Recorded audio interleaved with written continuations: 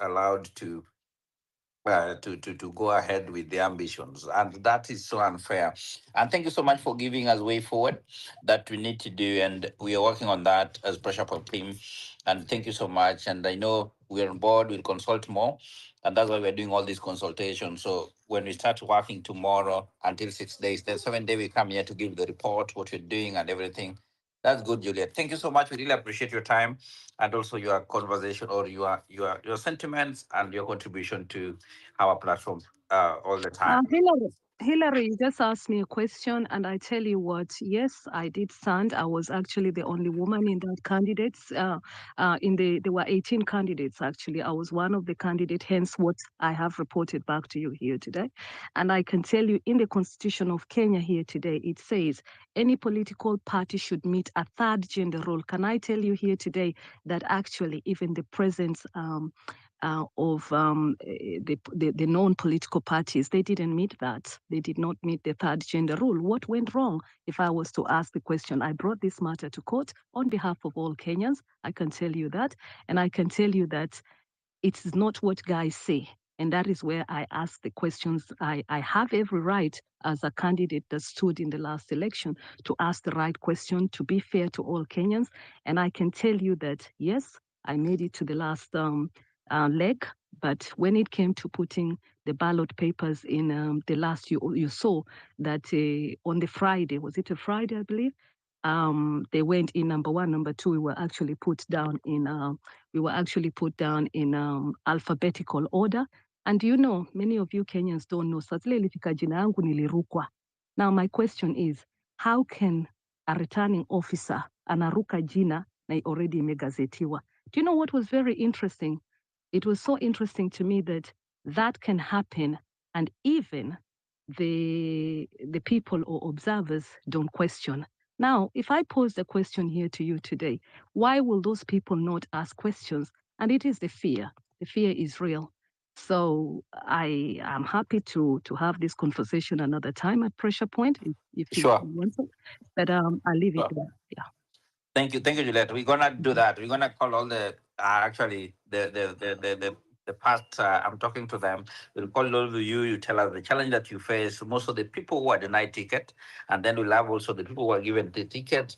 And going forward, we see at the pressure point, and then we see where what is wrong and what is happening. So thank you so much again for that. Thank you. Pombekali, then Maura, then Dr. Milton, in that order, maybe 3 to 4 minutes each. Pombekali. Thank you so much, Mr. Hillary, and the members of the Pressure Point. I have three quick points to put across. One, there is one question that we must ask ourselves: like, do we really need a good governance, or we are fighting for our people to be at the helm of the governance? Are we honestly fighting for the good governance? Because one, I must say that we are not honest people. We are not honest citizens. Yet we want to say we want to fight for honest government. That won't work, and it will not work. We must work on ourselves as citizens, and we must be honest about ourselves before we start yearning for that good governance, because good governance starts with honesty. And how Chapter 6 of the Constitution shall guide us. Just some few minutes ago, one of our friends just said about the bad presidents we have had, and he just put Ruto as the worst ever president and very bad president. And he went back and said Uhuru was a good president, a good leader, and Kibaki was a good president, good leader. I don't think he is honest about this, because first, Kibaki messed our constitution, the system. Kibaki set the precedence of electoral fraud. And with the NAC era, we stood a better chance of ensuring that we had that good governance and free and fair elections. What Kibaki did, everyone here knows. So we can't say that Kibaki was a good president. He was a worst president, and he set this problem. When Uhuru came in, Uhuru inherited this. And in the height of the Uhuru reign, that's when we experienced the highest corruption in Kenya. This corruption we are talking about was set up by Uhuru government, and Uhuru oversaw it happening. Then you come here, you tell us Uhuru was a good leader, good president. That's bullcrap. We must be honest. And we must say things that we have had bad leaders. Because even if you see the constitution, the people in the current government, 90 to 98% of them were in the previous governments. So we cannot say that they were in that good government, then now they are in bad government and bad things are happening. No, we can't behave that way. We cannot fight as a Kenyan. Ruto must go as Kenyans, yet we are still throwing the tribal cards when we converse or when we faced with some issues as citizens. Good governance comes with honesty and oneness, togetherness as a people of Kenya, not a people of regions, the regionals, the communities. When we come with that card, we can't just waste our time talking and speaking. Lab to must go. How is it making sense to you or to me? So let us be honest. Let us work towards what we believe, and we must be part of the solution as youths, as young people. Are you participating towards ensuring you are in the leadership, government, and all that? Right now, the IEBC is being formed. How many youths are being interviewed? How many youths applied for the positions? How many youths qualified? And how are the Gen Zs prepared? How are they gonna get in the next leadership? What are we doing? How are we mentoring our young people, our young brothers and sisters? And how are we making them realizing that this is their government and they are the government and they need to be part of that government and part of the solution? Once we answer all these questions, we shall have an honest opinion and an honest solution to this government we are facing. But if we still want to go back and forth like, Rigathi, Uhuru, Ruto, Raila, we are failing together as a people of Kenya, and we will feel the heat of this for the next very many years until your daughters and sons and your granddaughters will also feel it. So it is high time we be honest, we pull down the issue of tribal line and all that, then we work together as people of Kenya, as citizens, and as electorates, and we bring in good leadership in Kenya. Thank you all. Thank you so much for reminding us that let us be honest in our talk and also in our actions. And let what is wrong is wrong. We cannot be covering what was happened that it was right, but it was not right. So I think that's where we need to go. And Steve said it before that we need it is high time for us to look the leaders, those who are coming in. Actually, the current president was saying that yeye alikuwa mtoto wa kuku, alikuwa analisha kuku. Ni ukweli ama ni uongo? So ukiona hivyo mtu anakudanganya kuanza mwanzo mpaka mwisho, you can't expect a good thing coming out of it. And that's what Steve was saying. Tuende tuangalia hata wale viongozi wamekuwa wale kwa soko. Kama mtu amekuwa miongoza soko ikakuwa safi na vitu zikakuwa hivyo, that guy can be a good governor. So, but that can happen, Pombekali, with what you're saying, that when we be honest ourselves, is very key and is very important. And that's a way forward. And those are the steps we need to take. First, let us be honest in action and what we're saying. Maura, I want to give you time, and then Dr. Milton, Okay. he has been waiting. Yes. Okay, thank you. Yeah, thank you, Hilary. And you haven't been sending me notification for this thing. I've missed it. I've been busy, so please, starting from next week, be sending me the you are busy. You are busy, but now you're here, bro. Go ahead. Thank you, thank you, thank you, thank you. Yeah, let me start by saying this. I want through Kenya, the way turnaround experts look at the companies. That you see, if your company is struggling, doing bad, you bring in turnaround expert, then they write some recommendation for you what needs to be done. Now, and number two, why are we here as a country? Why is Kenya the way it is? The reason as to why Kenya is where it is today is because since independence, tangu mkoloni mweupe aondoke, wale walioingia madarakani, they became black colonial masters.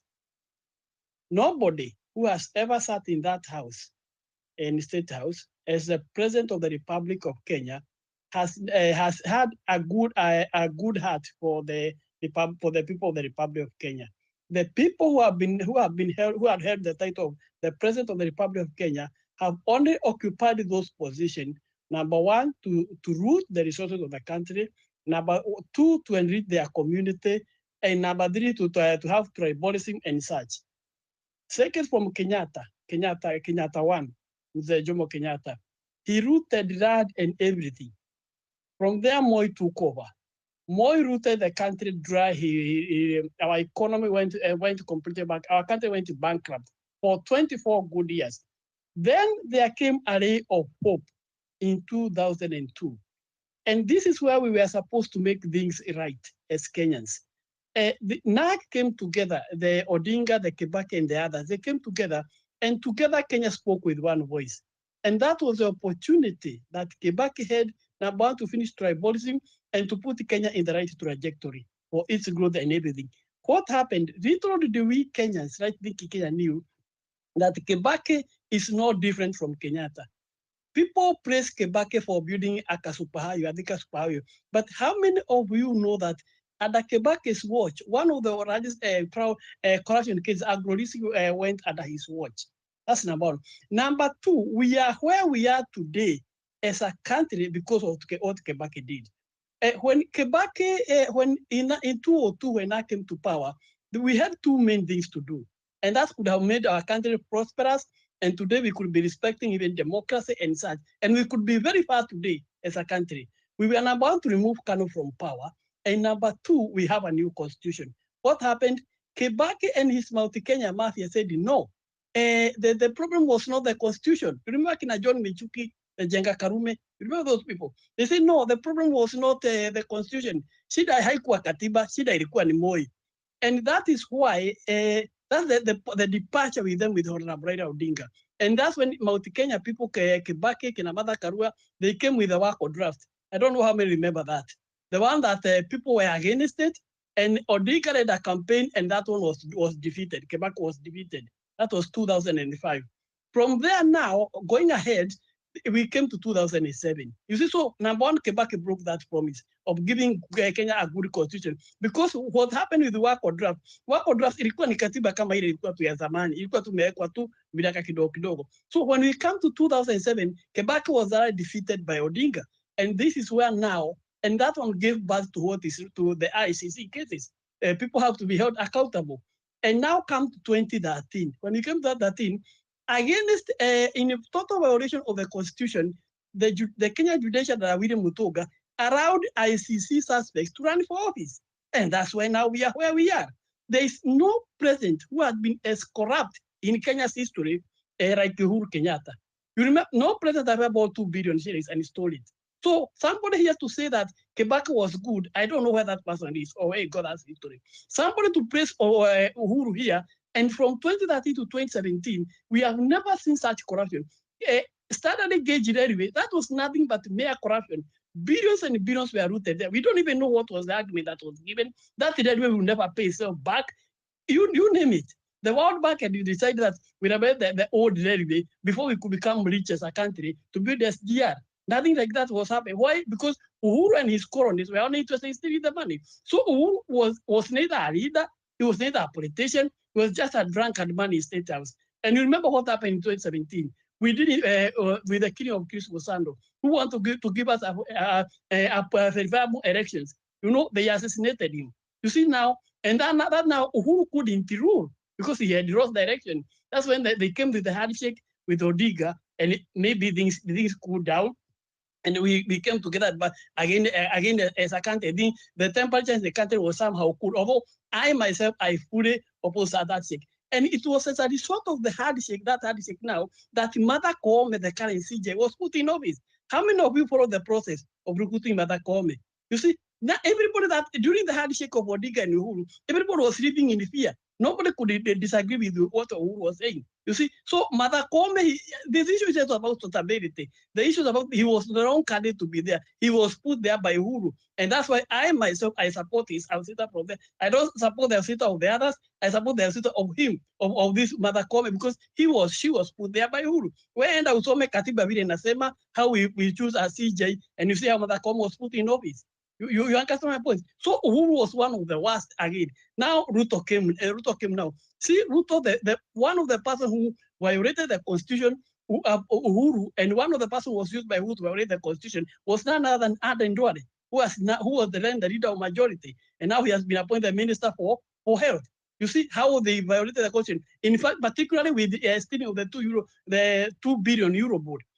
Before the Constitution, Article 2, I think it was 2 or 2.8 there, it said that all money should come in the consolidated fund. But you see, with the Duale, because they wanted to the 2 billion euro board, they amended the constitution and to allow them that money can be used in other places. And that they amended the constitution without us going to the referendum. So please, let's be honest. The way Pobekada said, let's be honest here. We have never had somebody sitting in the State House as the president of Kenya who had the interest of Kenyans at heart. No, it's just a question of enriching themselves. They are tribal colonies, tribalism, and that. You understand me? So what's the way forward now? We Yes. should organize.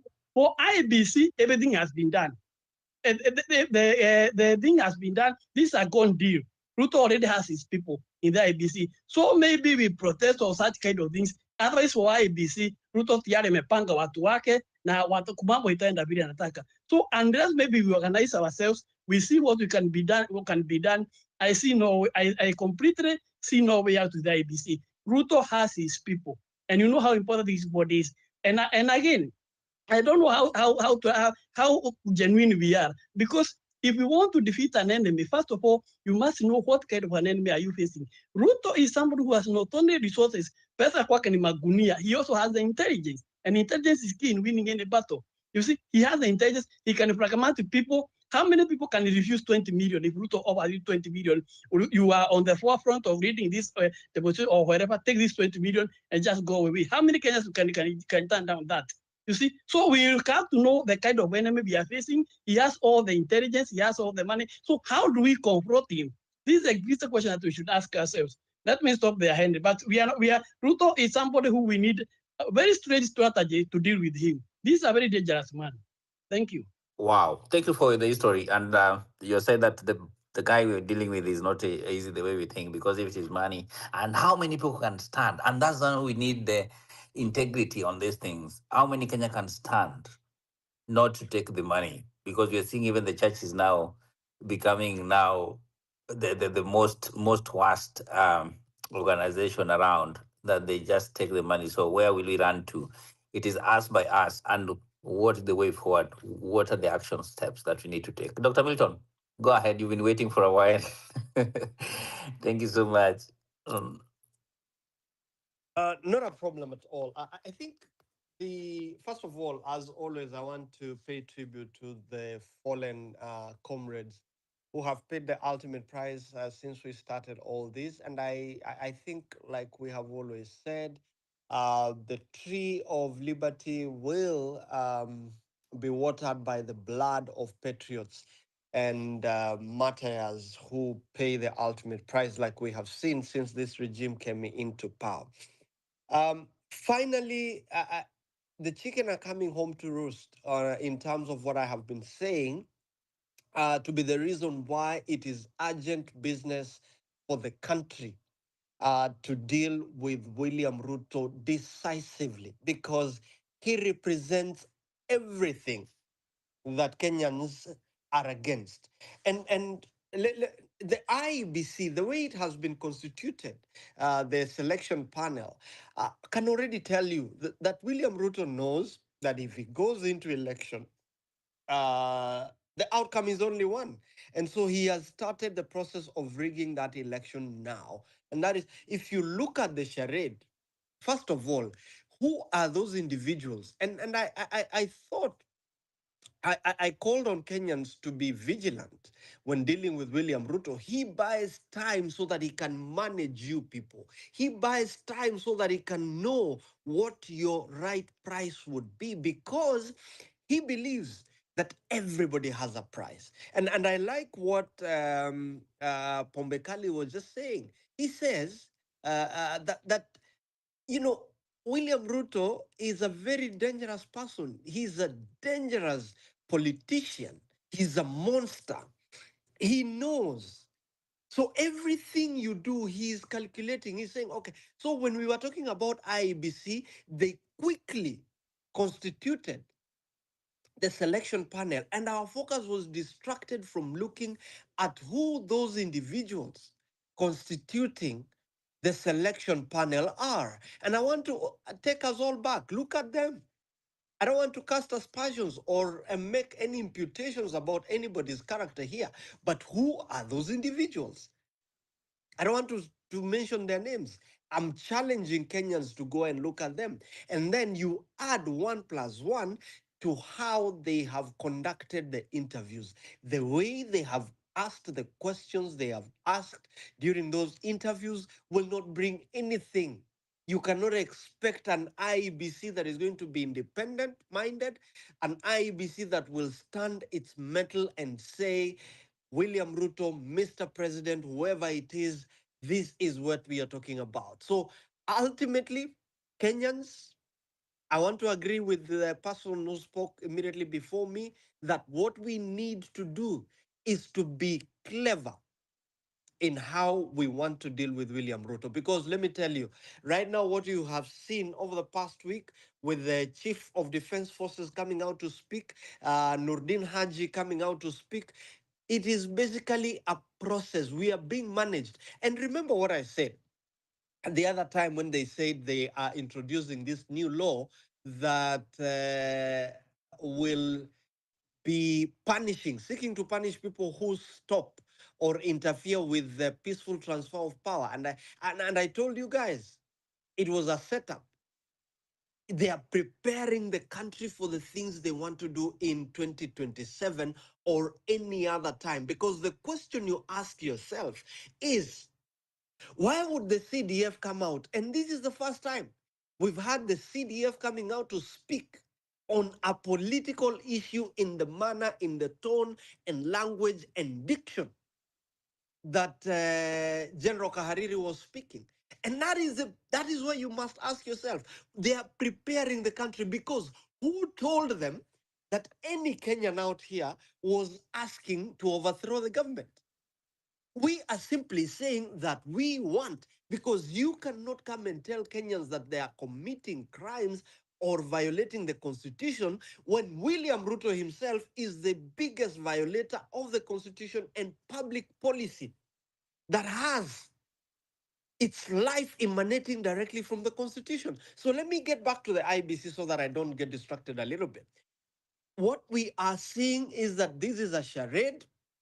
Um, William Ruto and Raila Odinga have decided what they want with this IEBC. They want to manipulate the process and they want to walk Raila because William Ruto, again, understands who Raila is. He was his student. He supported him. The reason why Ruto went to the ICC was because of fighting for Raila. And so when you bear that in mind, that will tell you he knows what he's doing. He is managing the politics right now.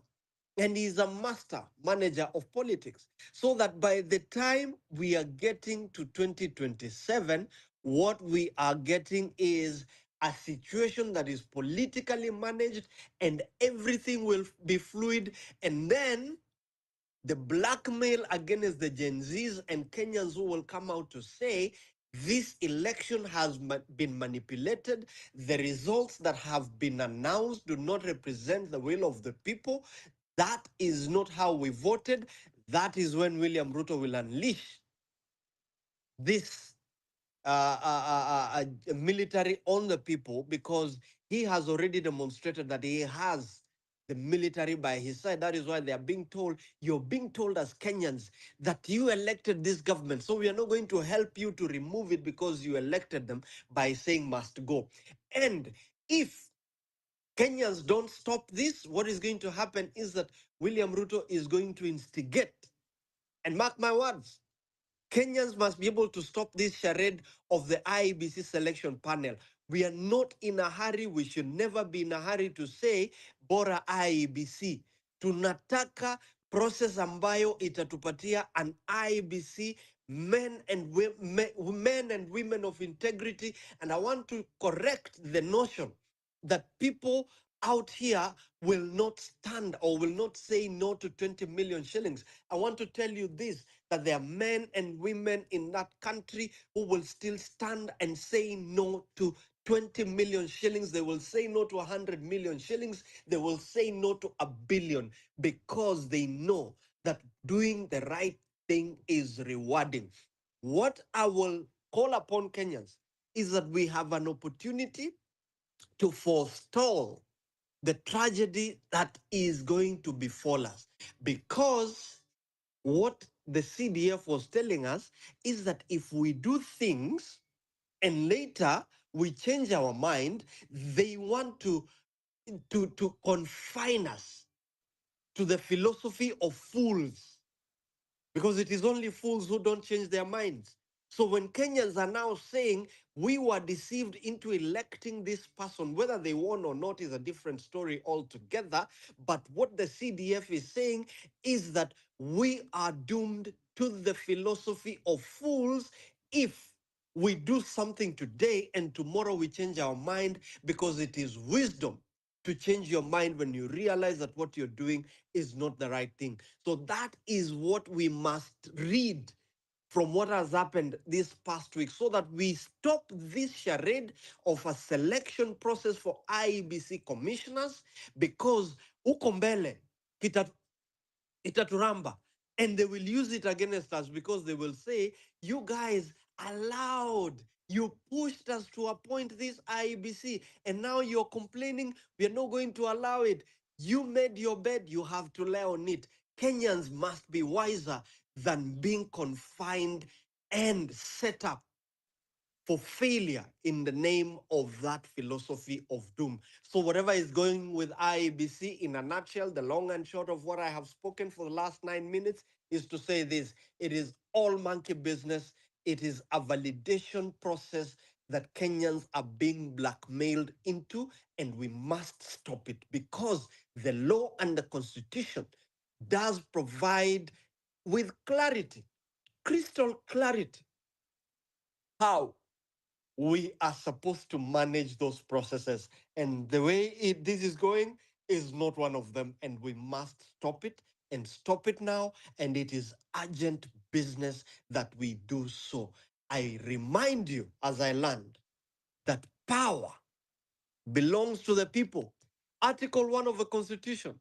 Not even the CDF can tell the Kenyan people what they are going to do when they feel that those in office, those they delegated their power to, are not exercising it according to the aspirations of the people. The people, by dint of Article 1 of the Constitution, have the power, and they can decide to withdraw that power and assign it and appropriate it how best they want. Otherwise, whatever is going on in the country right now is a charade, is a sham, is conmanship that must be stopped, because if we don't, then we are doomed. We must refuse to be bungled into this idea of sanitizing a process that is strangling the Kenyan people. I land. Kenyans, let us do this for the sake of our country and for the sake of the future generations that will one day look behind and ask, who are these who came before us, and what did they do when injustice visited and was visited and meted out on our country? Thank you, Hillary. Thank you, fellow Kenyans. Let's continue to speak I thank you. Thank you so much, Dr. Milton, and being the pressure point team to make sure that what we are talking about here, we implement them at the same time. And thank you so much, Kenyans. What comes out very clearly that we are just seeing all the all the monkey business around. They're just jumping, and playing with our mind. And it is high time for us, Kenya. Steve Biko, you've been here for a while before Chacha. Then Western, then I see Redemptor is also here in that order. Yes, Steve Biko. I saw you on up sometimes. Yes, go ahead. Yes, thank you, everyone. Good evening and good morning. Good evening, good morning, good afternoon, wherever you are. Go ahead. Yes, thank you. Mine is short, very, very short. First of all, what I can tell all Kenyans is that we must love our country. Everyone must love the country. Don't love the politician, don't love whatever, but love your country. Once you love your country, you'll make a very nice decision. That is one. Two, about the IEBC. You know, those people who are in panel are Kenyans. Everybody is Kenyans. Where do you want to get others? You must trust them.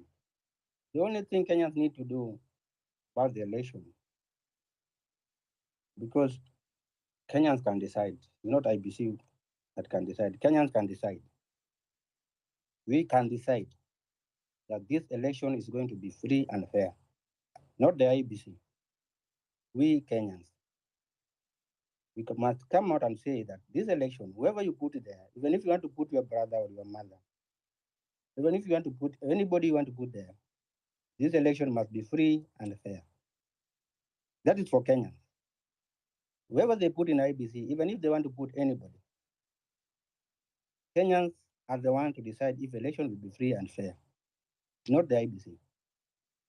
IBC are just human beings like you. They're just people. They can, these elections, we have history. Some of people have died because of this election. Some have been killed, which we still don't know what happened until now. So it's for Kenyans to decide. Do you want a free and fair elections or not? I hear someone talking about external interference. Who's bringing this external interference? It's us Kenyans. Because after election, you will see Kenyans and the media houses waiting for the opinion of, of, of those external people. Or AU, what we want to hear what AU thinks about the Kenyan election. Was it free and fair? Or we want to see observers. When you give them that power, that if the observers have said that election was free and fair, and it becomes a breaking news, are we stopping the external interference? No, because we are giving them power. After our election, we want their opinion. We want them to tell us what they think, as if we don't know what we have done, as if we don't know if the election was free and fair. We need external forces to tell us. So we are the one bringing them. Yes, Steve. We are the one bringing I, them. I hear what you're saying. I don't cut you. You'll finish your point. But now, what you talked about loving Kenya? What does it entail? Number one. Number two, what are the action points? Any speaker that's coming in, let us have a way forward, the steps, the action steps, and also the moving forward. What can we do?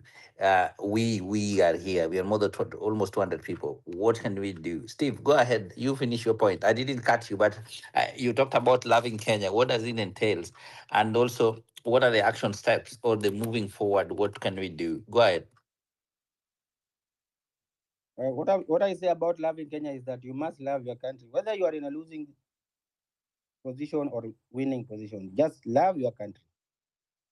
Love your country. And what I say, the action point is Kenyans must come out. Kenyans, all of us come and say, whoever you put there, we don't care. These elections, we will make sure it will be free and fair. That's the action. Thank you. Thank you so much. You said that these people must love their country. We must love our country, and that's the way forward. Yes, Chacha, as you come in, we are seeing what is happening, and we know. Actually, it is like Kenyans. We know what is happening. We just know. So, what are the action steps? And moving forward, what action should we take? Go ahead, Chacha. Thank you very much. Appreciated. The gentleman who spoke before, the guy who's just left the stage, mentioned the name, and the name was the former IEBC, I think he was the head of IT, who was killed. And the speaker just said we need to love the country.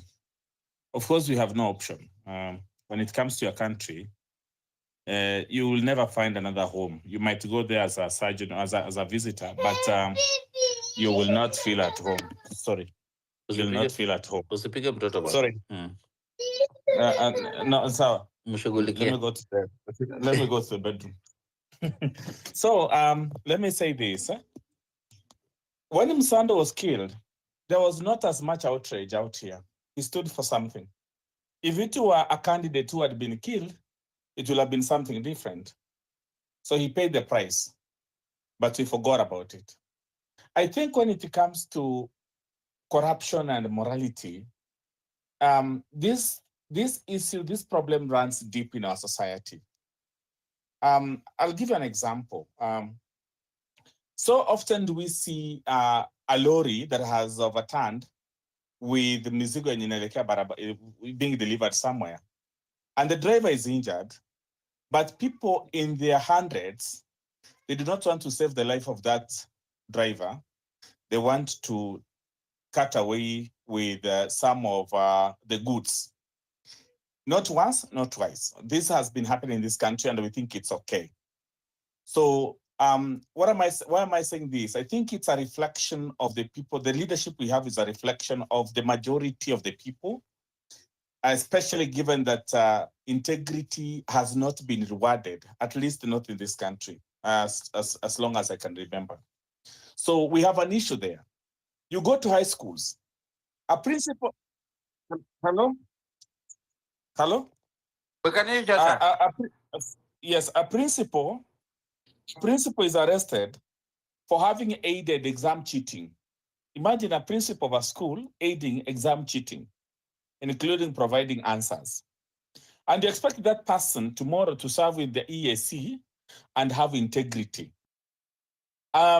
I have friends who are officers, people who I know in my circle, and they tell me, without mentioning a particular region, where during KCPE, police officers are paid to write essays for primary school kids during KCPE rather. They're paid. Actually, per essay, it's 1,000, I think. So it depends on your speed. That's how low we've gone as a society. So I think it's beyond. So I think for the political class and especially the ruling elite, it's the peak of everything. But we have a very serious breakdown in terms of our moral fabric as a country. I come from Migori, so it did happen one day. I was going to Mwanza in Tanzania, and I saw a truck that had a lot of fish from Musoma had actually ilikuwa imeanguka barabarani. And the people waited until help came to rescue that particular person, and they didn't even steal, not even a single fish.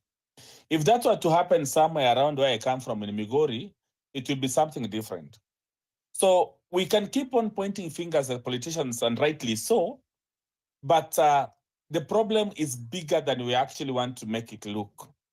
Given that we have sort of been rewarding those who are corrupt, whether we have resigned entirely or we have internalized this as who we are, it's a different debate. Maybe psychologists need to study this and maybe tell us what's happening. Nonetheless, we must demand the highest level of integrity and leadership in the government and in the country. But having said that, I'm very skeptical on the integrity of the electoral process that is to come in 2027, especially when I look at the people who have applied and being shortlisted as a potential chairpersons, chairman or chairwoman, whichever way you look at it. Because one, they deny, in Kenya, you deny. Even if I caught you there is that song, Johnny Johnny eating sugar. Even when you have the crystals around your mouth, Kenyans will always say it wasn't me or I wasn't there. So if you look at the people, the caliber of people who applied for these positions and those who have been shortlisted, they're there to protect certain interests. And I doubt those interests are the interests of Wanjikus. I listened to Beatrice Elachi during the requiem mass of his son. May God rest his soul in peace. And he said, politicians, we have to love each other. We don't have any other friends. So it means there is a cabal of politicians now going forward, given that there is a lot of heat coming, especially on the social media platform, towards their behavior. And it seems like people from different quarters across the country are celebrating when they are going through some very traumatic experiences. They will coalesce together, or likely to coalesce together, much to the detriment of the people. And that's my biggest fear. But I hope we've learned now, especially on the voter side, that we have a duty to vote, and not vote because of the 500 shillings, the 200 shillings that has been placed in your hands, but because we know this is our future and our children's future. So in terms of integrity, we have a long way to go. I think our education system, those who have done education before, the education has 3 domains. There is what we call the affective domain, the cognitive domain, and of course there is another one I can't really remember. The psychomotor, yes.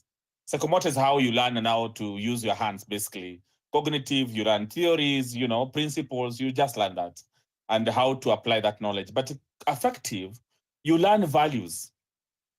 You are a doctor, you are a pharmacist, you know this can kill. Why are you not giving it to somebody? Now, the affective domain in our curriculum has been forgotten. We are sort of churning out people who we are not really impacting on how they conduct themselves outside school. All we care about is, can they deliver the job?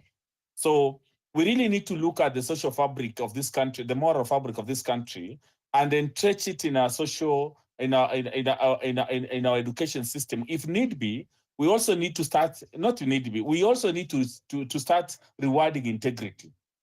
Because what we've seen, people who have tried to act and perform their duties with integrity have found themselves in a very difficult position. A case in point, I think it was Patrice Lumumba, when he was at the helm of the EAC. The then MP for Unyenjes, and now the governor for Embu, really fought that gentleman, and he had to leave that particular docket. So I think also as a people, we have a duty, a moral duty, to also defend those who actually fight and perform their duties with integrity. Otherwise, if we keep on allowing now these other marauding, corrupted leaders to get away with the day, at the end of the day, we might not be able to get really good dividends. Thank you very much, and I learned. Thank you so much, Chacha, for the reminding us that. But all the speakers were coming in. What are the steps, actions should we take as Kenyans? Because all these things happening. What are the steps? And this one is going to help us to make our conversation be a meaningful going forward, because we're seeing all these things happening. And Milton said it. We were coming here all the time and complaining that we don't have IEBC and everything. Now they've agreed. Even the people that we didn't want, now we are seeing it there. And Milton said something that look at the character of these people that we are now seeing is being listed to take all these things. Do we follow them? Do we know them better? And if we know them, do you think that any change is going to come around it? So that I think, Western, you have been waiting before redemptor, then Fabish. Hilary, thank you. Greetings to everyone. Hilary, I think we sometimes behave like Thomas in the Bible.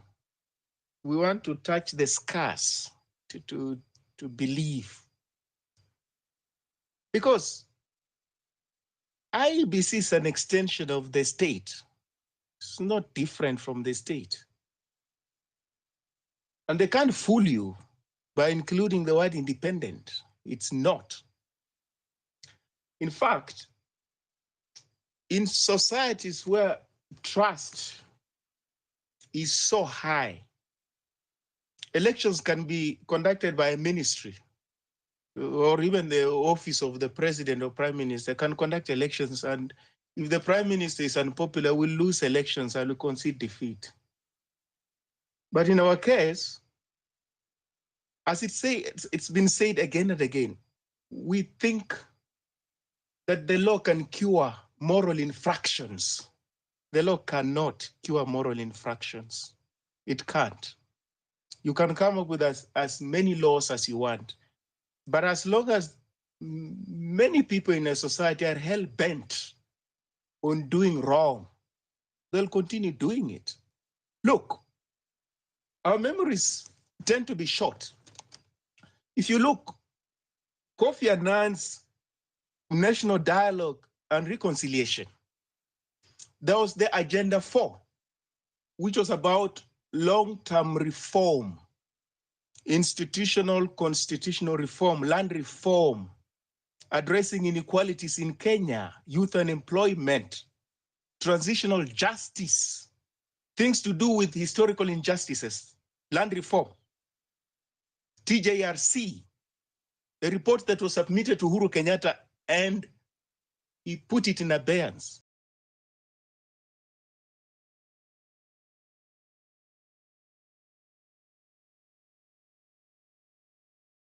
Never talked about before. And we have shelved them. Once the political elite share power, you get this position, you get that position, they proceed. At the next election, they remember, okay, there's some unfinished business. There's nothing new under the sun as far as our society is concerned. The problem is that we have got rogue characters in power who have completely no incentive to right the wrongs that have put Kenyans in this problem of poverty, of extrajudicial executions, of ethnicity, name it. They have no incentive. Why? Because there's political and economic purchase in the chaos that is taking place in the country. So tell the political elite, go back. Kofi Annan is dead. He left you with a report. What were you supposed to do as far as Agenda 4 is concerned? Go back. Kibaki died. He did not implement the Dungu land report on illegal and irregular acquisition of land in Kenya from 1963 until at the time the report was submitted. You can extend to date, implement that report. It's there. There's no will to reinvent in this country. There isn't. What we have is amnesia and political correctness and revisionism. Mwaura, keep it up, keep it up. There's a lot of revisionism in the country. I do agree with you fully that Kibaki is contributory to the mess we are in now as a country, because he didn't break ranks with the Moi legacy. Instead, he continued. If you're so good, you're such a good president, as some Kenyans want us to believe, why would you be succeeded by somebody like Uhuru Kenyatta? Why would you be succeeded by somebody like that? Which makes it possible for somebody like William Ruto to ascend to power. Because once you're a deputy president, you're just a heartbeat away from the presidency. You could be a president any day. So why are we surprised? And we want to, absolve the original sin as to why we are what we are. Look, Hillary, I think there's this word integrity that keeps on popping up. Yes, it's important because we're bereft of integrity, both as the generality of the populace and the political elite. And that's why when somebody says Kenyans have got the leaders they deserve, that's factually correct. Factually correct. Because why would somebody have issues with William Ruto, for instance, and tell you that the alternative is Fred Matiang'i, or the alternative is Jimmy Wanjigi, or the alternative is Martha Karua or Rigathi? Now, that person is part of the problem. He's no better than this political elite who we're complaining about every now and then. He's not. He's very cynical. He doesn't have a problem with corruption. He has a problem with who is perpetrating the corruption. He has no problem with the extrajudicial executions. He has a problem with who is killing Kenyans. Can you get it? He doesn't have a problem with ethnicity. He has a problem with who is presiding over ethnicity. Can you get it? How different is that person from William Ruto? or Uhuru Kenyatta or Mwai Kibaki.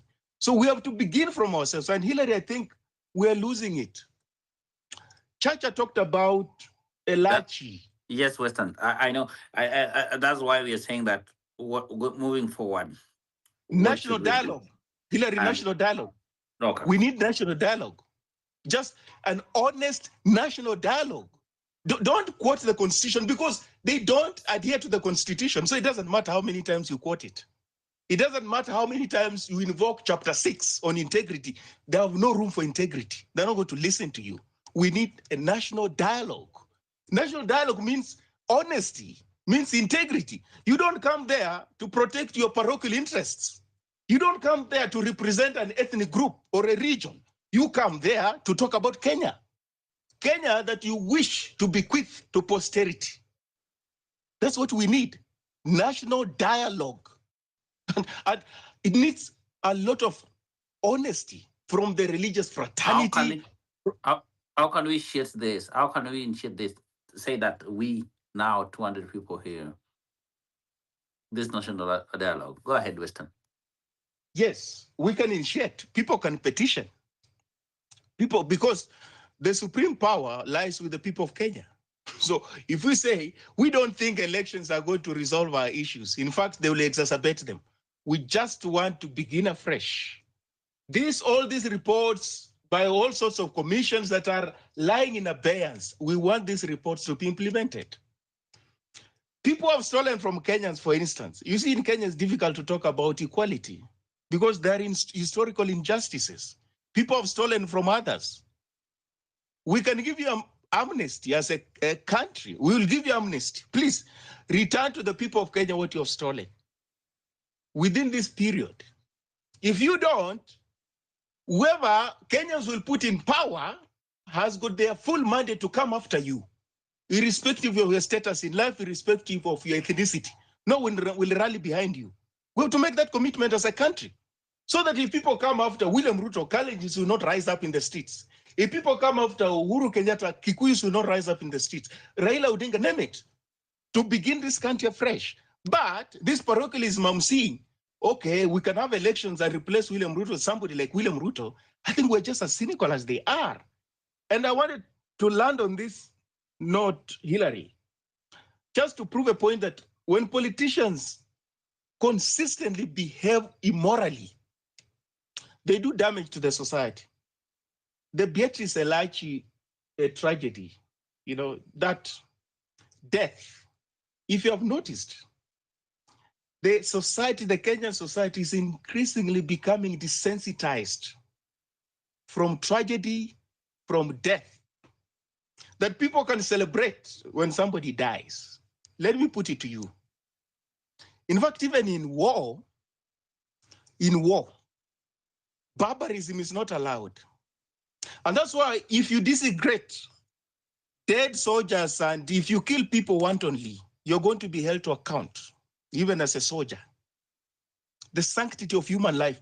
If you desecrate tombs, you're going to be held accountable for that because no civilized society casualizes death.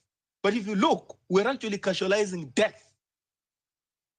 Casualizing death, that people can celebrate when somebody dies. That shows that we're losing empathy. And when you lose empathy, actually you're degenerating to a level that is worse than that of beasts.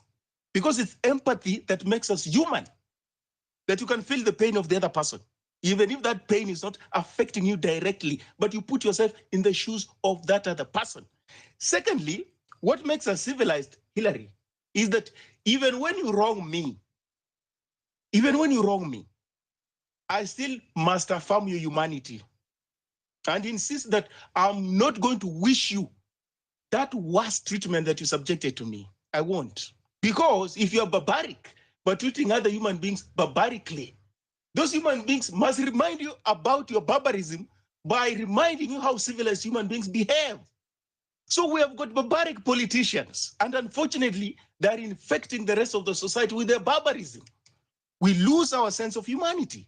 We become desensitized to other people's pain and death. Now, that is a spiral to the bottomless pit, and it must be arrested very fast. If not, don't be surprised if we wake up there's genocide in Kenya, because you must lose the sanctity of humanity. Now, when a society loses that, then you can trivialize human life, and we can easily degenerate to the level Rwanda was in 94. I'm telling you, it's very scary and it's worrisome. I learned, Hillary.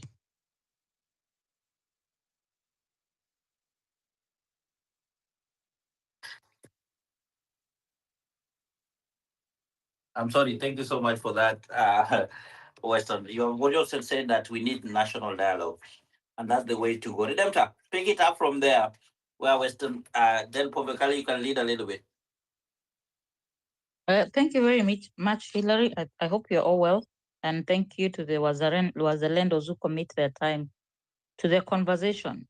I think this is a national dialogue, only that one group is speaking to one another, and then another group is speaking to one another, but people are speaking. To the IEBC conversation, before I skip and go off key, I think we don't have faith in ourselves, in the sense that by the time someone is agreeing to take a job at IEBC, they know it's a suicidal mission. They know their lives will never be the same again. That no matter what they do, Kenyans have zero trust in the institution. People who are conscientious have no age, they have no class, they have no background. So sometimes I think we demonize professionals who've had jobs in some of these places, and they can never be good people because they associated one time they were in this faction, the other time they were in this faction. And these are some people who've worked very hard to be in those positions, and they have mastered the art of going for interviews. Maybe they are connected, maybe when they show up at interviews because they are familiar, apart from the monkey business that goes on. That one, the monkey business goes on. Because I want to believe in Kenya, there are people who are conscientious, they have a sense of right and wrong, and they want to do the right thing. Sometimes they get overpowered by the other group. They get outnumbered. They cannot change the system changes them. So I would wish that maybe I'm an idealist. I do believe whatever is meant for good can turn out for evil, can turn out for good, that you can actually appoint somebody. Maybe I'm a storyteller who is got a terminal illness and decides, you know what, before I die, I'll do the right thing. You never know. That one I'm leaving it there. That the people's will, people's determinations, people's resilience, the people's anger, frustration does not have a class. There are civil servants who are as frustrated as people who are speaking on social media, but by virtue of their jobs, they cannot speak. Why do we keep having exposés? Why do we know the money that has been taken from this pocket to this pocket? It's because there are civil servants who keep whistleblowing. Maybe they don't do it enough times. And I think the best place, one of the takeaways for me, is that we have to start whistleblowing on our own so that we cure ourselves of tribalism. And that's where Maura was saying, just because you voted for Kibaki or you voted for Uhuru, or you liked Uhuru because it reminded you of Kenyatta, the past Kenyatta, like my mother, you have to be the one who says, you know what, this system has been like this, but we are living with a generation that sees.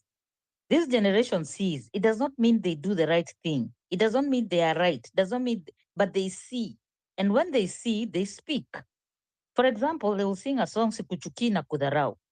Now, when you come and keep saying, do you love your country? I really wanted the person who, I think it was Steve Biko, when he was asked, what does loving your country entail? He didn't answer. And I really wanted to hear the answer, because this is a point that is being pushed a lot lately. It's been said by these state security agents that how much do you hate your country? Now, the generational difference is, if it was me speaking to them, I'll say, no, I don't hate you. I don't hate my country. I hate you. That's what a younger person would say. But because we are in another generation of being politically correct, I'll say, no, it's not that I hate my country. I hate corruption. And you can see what I've posted. But the truth is, some people, when they say love the country, they are saying love me, love us, love the elitists, love the rich kids, because we've been rich all our lives. Our fathers were PCs, ministers, whatever, and they were loved by the people. So how dare you not love us?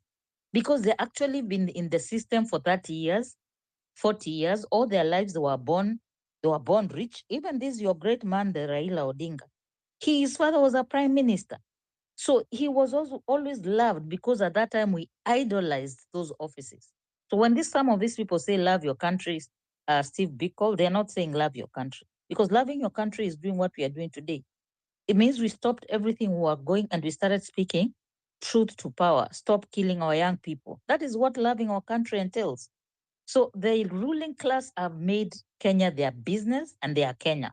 So when they say you people are not patriotic enough because you don't love your country, they think they are Kenya. They actually believe they are Kenya. They actually believe Kenya is theirs. And the only sign of showing you love your country is to agree with them, to praise them. And I'll say one of the the plans we have to go for. I'll give an example of Kisii, for example. We have great men who've come from that land. And today we hear them saying they do not want Maraga presidency because it's not good for their community. Who told them the president is for their community?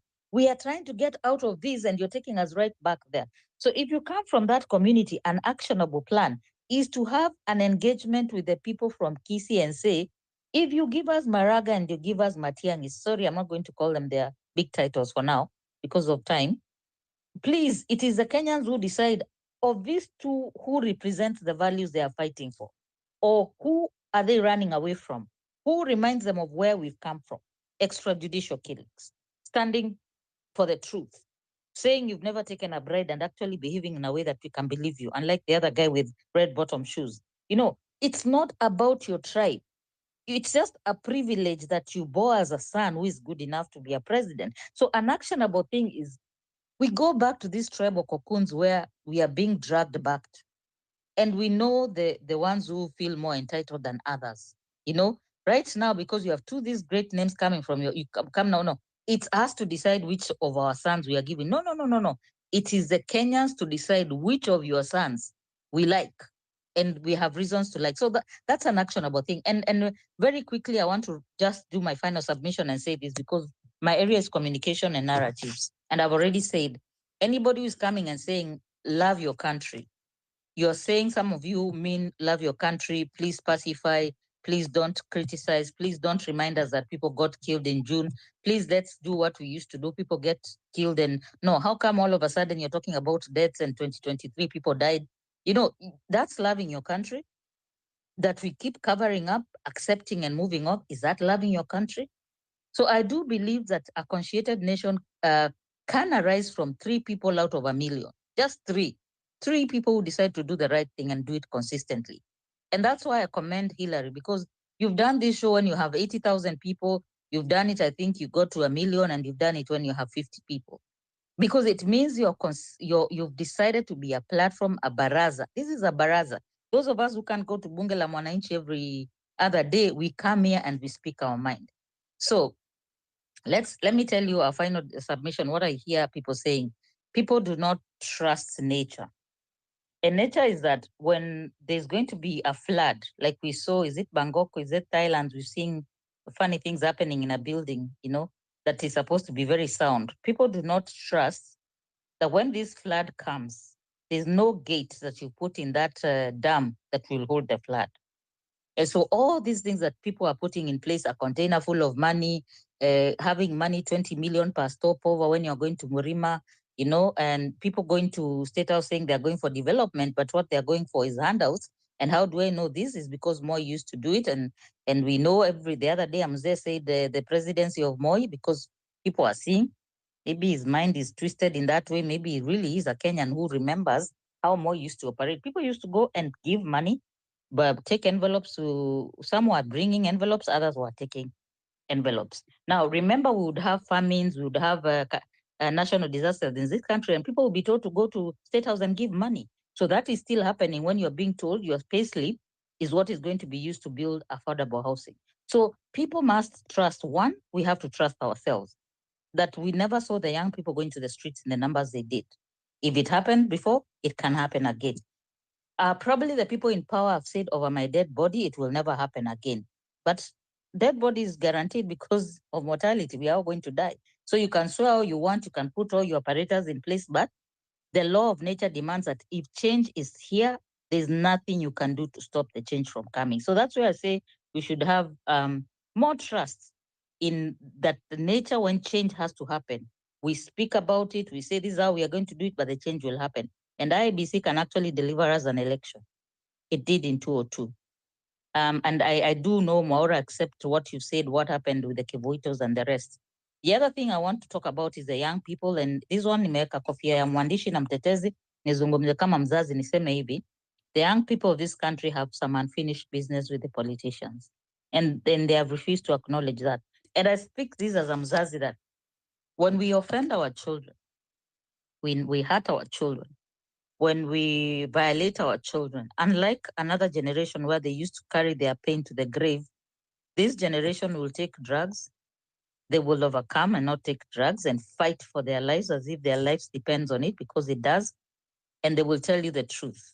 They will go kicking and screaming, telling you, you violated me, you hurt me. So the young people of this country have some unfinished business with these people. Speaking of us lacking our Utu, which I saw what I'll name the names. I feel unfortunate, sad actually, for the Honorable Beatrice. I've even called her Honorable because Naskia Oye, for losing her son. And I also feel sad for the son that his memory became a political thing. And maybe this is just, again, what we call karma, that you go to people's funeral to talk politics and what they end up doing. It ended up being more, she tried to talk about the hardships that parents are going through. I had Herman Manyore also talk about the drugs and the problems of the youth and the danger the youth is. What I want to tell the older generation, because I had another Mweshimiwa in charge of internal security go to a place and say, youth on social media on drugs. Drugs have no class. Drugs are pain, are symptoms of pain. People who are trying to numb their pain. It starts out as a social event, social activity, entertainment. It becomes now dependency. And if the youth are using drugs and coming to social media, then it's youth from across the board. It's not youths that love or hate the government. And now you understand what I'm saying when I mean love and hate the government. The politicians continually refuse to read the mood of the country. When you talk about youth coming to social media because they're on drugs, you forget the government also uses social media. You forget Hillary and I are not the youth, but we are here, and Dr. Milton. Maybe these guys are younger than me. But you actually take a good thing like the social media and you make it the enemy. Because what is happening with our politicians, they are so used to having each other as the enemy. But now they have bonded. And I heard another MP saying, if we were as united as we are at this funeral, what he was saying is unity is them. It's not Kenyan. So they've united as politicians. And so now we've become the enemy because they have to have an enemy. And so I'll still send my condolences and I'll say they lost their Utu first. It's not who did what first, who became desensitized first. And if you are a Christian, you know, if you let these little ones stumble, I don't know, wale mnasoma Biblia, mwaora mtanimalizia, sijui mawe itafungwa kwa shingo yenu ndio mkue sank msikaitokelezea tena. If you make these little ones stumble, that's what I'm saying. So the older generations have stumbled the younger generation.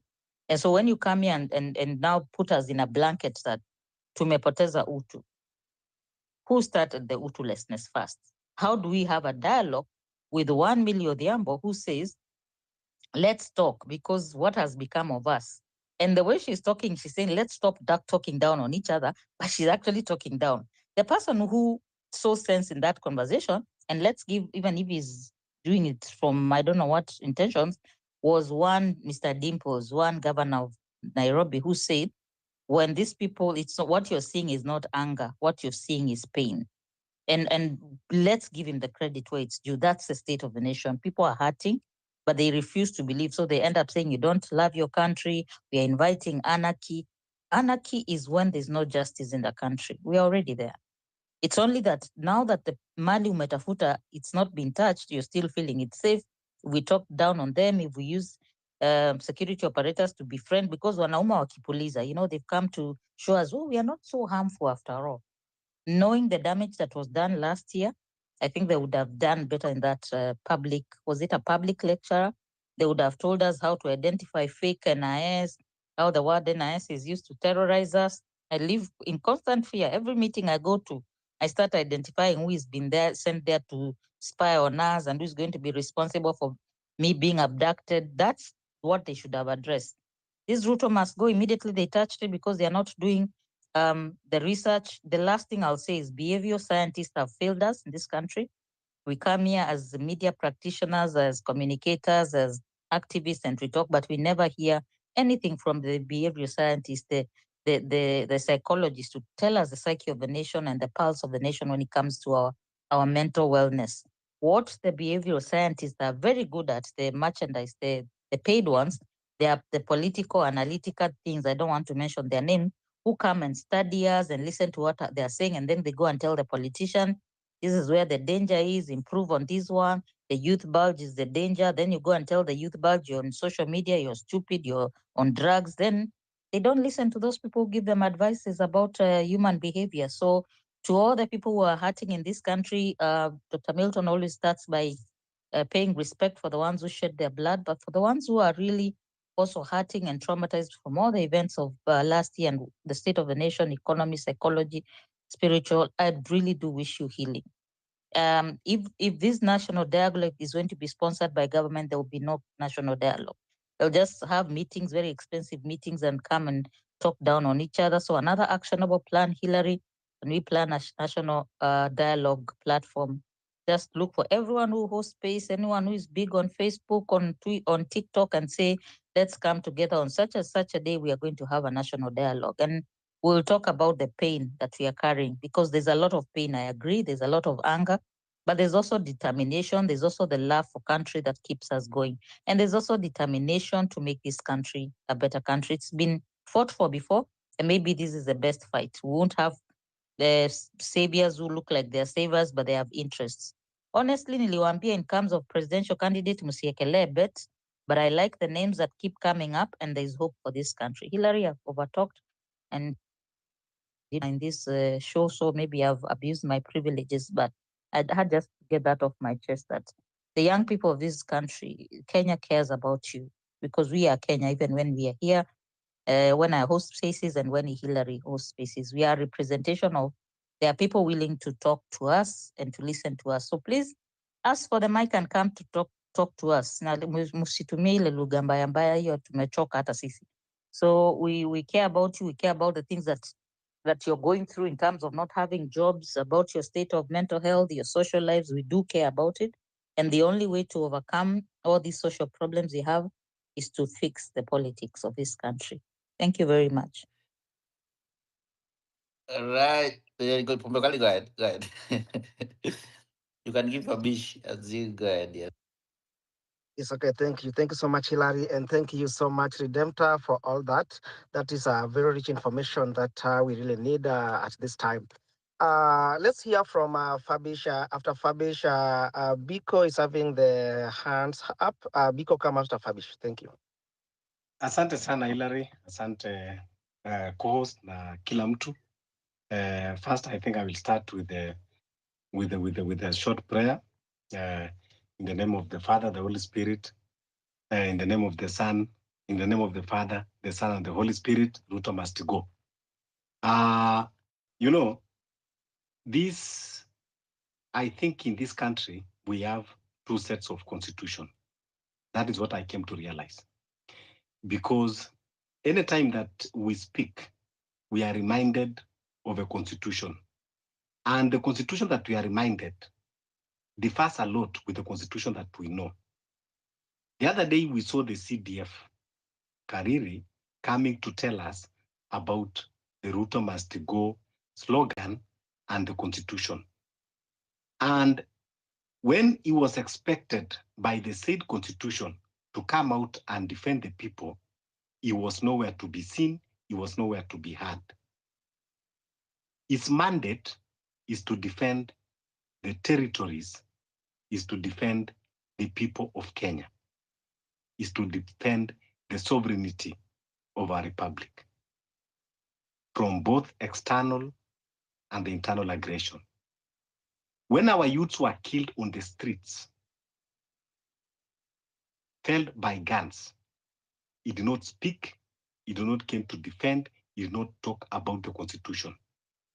But now, when people are expressing themselves, actually empowered by the constitution, is now coming to lectures that it is against the constitution. We don't know the type of constitution they are reading and the one we are reading.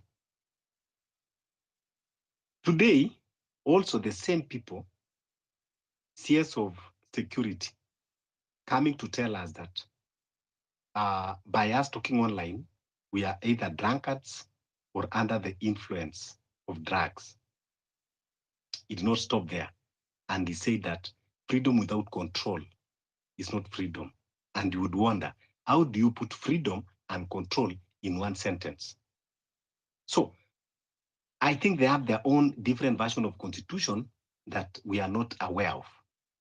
And that's why I want to agree with Western that, when we talk about the constitution in this country, I think we have very different interpretation, or maybe there's another document that Kenyans are not aware of. However, what I think it will not work is what we call the national dialogue. The dialogue that we are talking about, I think we have done a lot of dialogue. Before the Constitution 2010, there was a lot of dialogues. Bomas, there was dialogue. Kikambala Kule, there was another dialogue. I don't know where there was a dialogue. Recently, there was what we call national dialogue, letter broad-based government. What is always the outcome of the dialogue? They will say. But Fabish, as you go ahead, I'm not cutting you short. But this one, were we involved? Were you, as a person, Fabish, all those dialogues that were going on? Were you part and parcel of it? And that's what we are talking about. Go ahead. Thank you. Thank you. Now, when you talk of we being involved, first by we being involved, that is already put us outside of the decision of the dialogue, because we have to be involved by certain structures. So what do you think will create an impact? It is like now we are always told of public participation. What impact has that public participation, created? You go, you submit whatever you are submitting, but the decisions rest on the people, that they are the one, in charge. So when you call us that let us come and have a dialogue, by the virtue that you are the one that is inviting us to the table of dialogue, you already have a upper hand. So now that is why I always said that this country, it is redeemable in all manner how we try to, turn upside down, because the only way is to level this country. Then now we start afresh. There is no one that have a upper hand of, that said, I'm the one that is calling you, come and sit with me. Because if Hillary today you call me, now we are in your space. You call us to have a dialogue. You have a upper hand. I talk something that you feel is not okay, you can vomit me out. You can mute me, or you can even drop me. That is exactly. You call me to State House, you call me to wherever you are calling me. You have a upper hand. I talk whatever is not pleasing you. You have that, latitude of either deleting whatever I'm bringing in, or you have a upper hand. So there's no way that you are going to dialogue with someone that is already holding a power. We need, when we are talking of dialogue, it should be from zero. Hillary as Hillary, Fabish as Fabish, not Hillary as host and Fabish as speaker. So when I'm talking, not Ruth as president and Fabish as ordinary citizen, and you are telling me that we hold a dialogue. If there will be meaningful dialogue, then we need to bring everything down. Then now we start a new dialogue as people in one level. But these other things, now there is an NATCO report. We are still saying that we are not involved. There were some people that they were called. We don't know the criteria, because, Hillary, there is no way we are going to sit down 50 million Kenyans and talk. We'll be told, choose people. Kina Hillary, tafuteni watu that will represent you. It is the same thing that happened in NATCO report. There are some people that they purport to represent us. They were sitting there. There was this guy ambaye alikuwa anaongea mambo ya may or shall. He purport to be representing people. So, and then they will justify themselves that you guys were represented. There were organizations. There were, civil rights groups. They were there. I don't know, there were religious leaders. You are represented. There were youth leaders. They came. We take their report. That's what they will tell you. You are represented. Because there is no way we will have 50 million Kenyans people. Where will we sit and have discussion? So in all this discussion, you'll always be told that you are represented. What will be the final outcome? You'll be told that there is a document that is generated. What will be the purpose of that document? Because the document that we generated in 2010 is not functioning, and it was supposed to be a supreme one. So I don't know there is any dialogue that can generate a document more than that supreme document that we generated in 2010. So Now, what are the steps? Yeah, go ahead. yes. Action So steps. now, to me, like now, we are talking of election 2027, and we see people that they are presenting themselves, and we want to interrogate: are they really, the leaders that we hope? They are the opposite of this status quo. For example, me, I like calling them by names. You see somebody like Matiang'i. If Matiang'i and William Ruto, you compare them, William Ruto will be angel. I'll be, I can even gladly go to polling station 10 o'clock and even vote for William Ruto and get the votes. Now come another Maraga, as old man, 74-year-old man. Before 2027, he'll be 77-year-old man. Now, if we are to take this country to the next level in terms of technology, in terms of what, will he be able to deliver? He was the president of one arm of the government. Now, when you check to But the Fabish, Supreme that's very true. That's very true. But the focus is not even the presidency so much, but this team that is being going on is being elected now or being requested. We are basically on IBC. We don't want to talk to the president and we don't want to endorse anybody in this platform.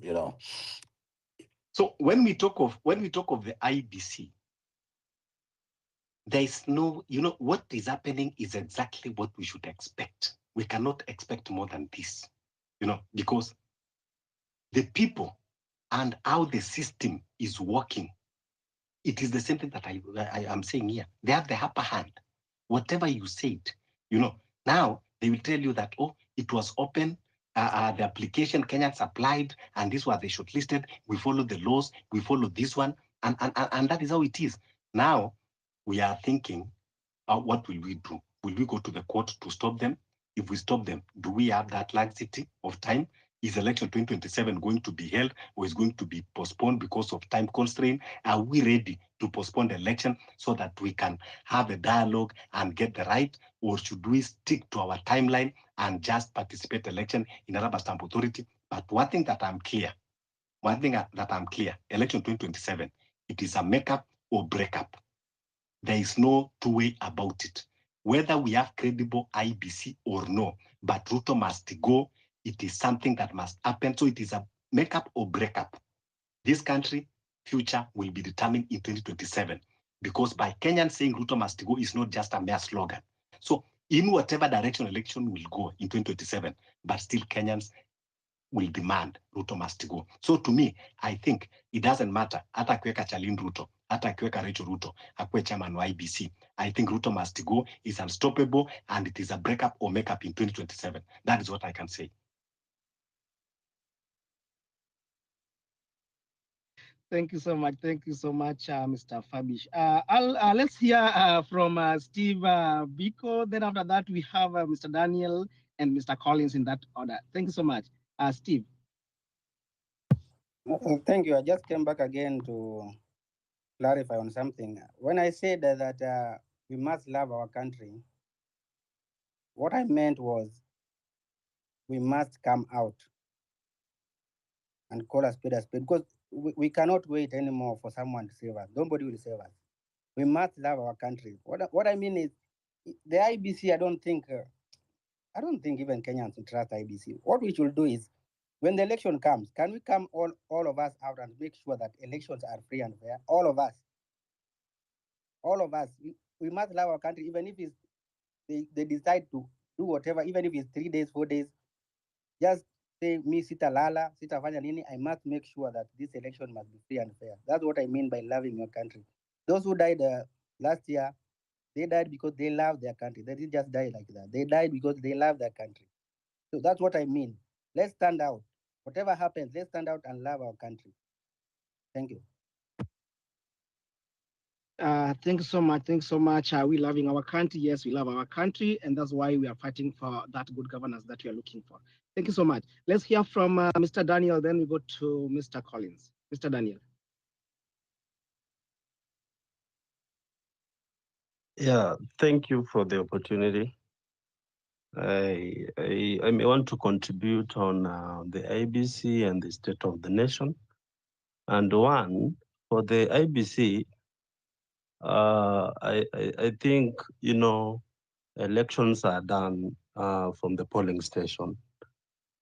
When the voters vote, and then the tallying is done, for me, what I can say, we must not really wait for the chairman to, like, I don't know where this issue of manipulation of that forms come from when we have agents from the polling station who verifies when the tallying is done. Most, for example, for the presidential forms, the 34A.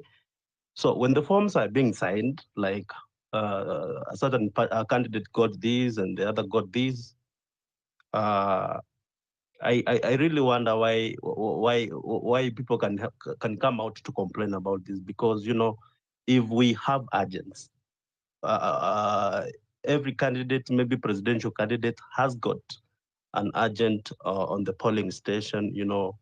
Uh, I happened to conduct election last election, and I felt like if these elections, I felt slightly this election, if there could be manipulation, then the manipulation could be from the polling station, not from the IEBC, from the chairman.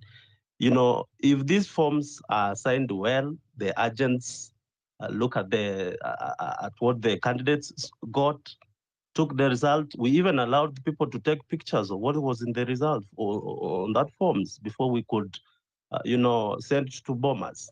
If these forms can be, the agents can gather all these forms.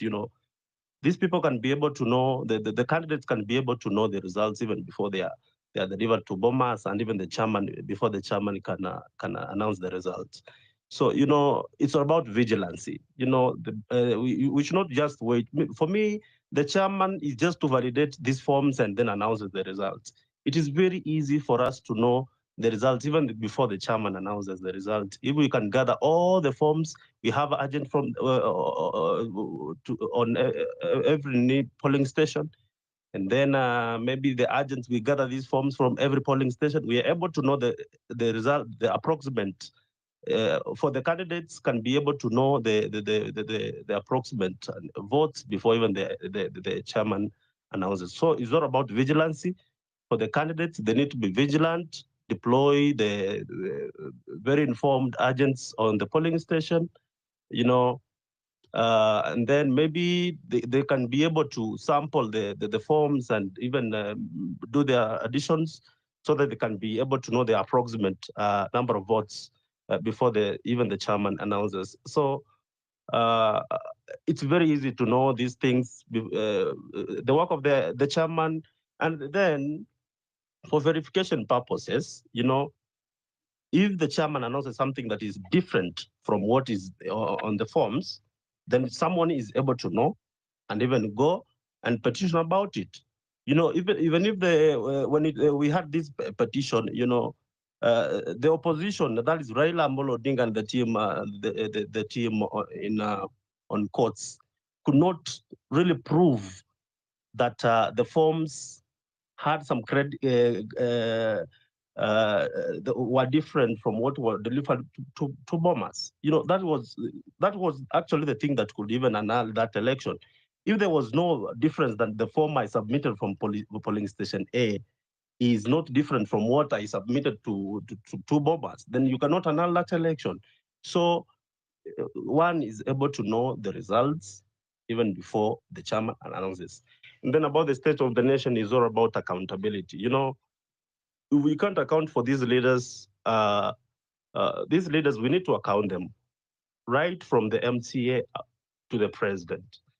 Power belongs to the people, and if we are able to account these people, to know what they have done, what their budget is, what they are, we should really call these people for us to account to us, to tell us what they have done, what they want to do, what they are planning to do, That's when we are able to know the progress of this country. But as long as we are not going to put these people into account, you know, even the president, why can't we even account our the MCAs, what they are doing? Maybe every year we call them, we try to even inquire on what they have done for that financial year, what was they given, how much they were they given, how they have distributed the money, what they have done, what is in progress, what is maybe they are planning to do. You know, if we can't account for these leaders, then it means even if we can be pointing fingers, then that will be all in vain. We need to be very, very, very, we need to put these people into account, you know, as much as we can talk a lot, this country, it's tribal, you know, the interest of the community is what people consider before they vote. You know, as long as we are also tribal, like this country, we can mention about the Murima, the Western Ward, the Nyanza, then it means we cannot really cure the problems of this country. If we can have somebody who has got you know, the heart of the people, maybe distribute resources equally without maybe considering that these people maybe voted. Like, I happen to come from Kisi, you know, maybe Kisi, I don't know, because we have measured, we want to have a candidate maybe in the coming election. I have never seen Ruto come to Kisi maybe to launch some projects. So it's like politics, it's ni kitu ya kugawa two resources. If you supported the government, then you get resources, and if you didn't, you expect little to be done in that area, your area, and then maybe if you happen to be in government next time, maybe you expect more resources to come to your place. So with kind of that politics, then we don't expect. If that is the mentality, that is the mentality our leaders have, then it means we can't have an equal country. Tutang'ang'ana tu, lakini hizo shida zitaendelea tu kukuja na kurudia. Asante. Thank you so much. Thank you so much, Mr. Daniel, for your submission. And guys, as we will be trying to wind up the discussion for today, please, when you get the mic, please try to restrict at least to 2 minutes each so that we can proceed and maybe do the wind up. So I'll get back to Mr. Collins, then I will move to Mr. Tom Boyer. Collins. Thank you. Mine, I will just be brief, and I will just wanted to highlight about two things. First of all, that we are the two houses who have really let down the Kenyan people. And our problem and our conversation, we have already shifted our blame to the presidency. And if you look at what the two houses have done to the Kenyan people, it's terrible. And I was requesting if maybe in the next State of the Nation, we can talk about the two houses of parliament. Secondly, about the IEBC. IEBC set a bad precedence from 2007 up to date. And there's a feeling among our Kenyans that even the coming election, we are not sure what will happen because the politicians are normally micromanaging everything they wanted to do. So we need to be vigilant. We need to make noise as much as we can as we move forward. Thank you. Thank you so much. Thank you so much for that quick submission. Let's hear from Mr. Tom Boyer. After that, we will hear from Mr. Samuel, then Mr. Steve. Mr. Steve Amenya. Thank you. Well, thank you. Am I audible? Yes, sir. Well, I'll be brief. So far, we've reached here, and it's like we are writing a history because we've consistently talked. And I'll just urge us to continue educating each other. As time goes, young people are growing and they are getting the information. We will be able to make decisions on the ballot with our brains, not with a brainwashed mindset. So let us keep talking. And this is happening just as my elder sister Redemptor said, when a change comes, it is inevitable. It is just the law of nature. So let us have hope, regardless of how the perpetrators of iniquity and adversities that we are experiencing uh, appear to be more confident on whatever direction they are taking. Let us not lose hope. Let us keep educating each other. Let us keep talking. And I thank Hillary for his consistency on the pressure points. That is the message we are going to continue sharing and advocating for. Thank you. Thank you. You are a gentleman. And let's go to Samuel. Then we go to Steve Amenya. Samuel.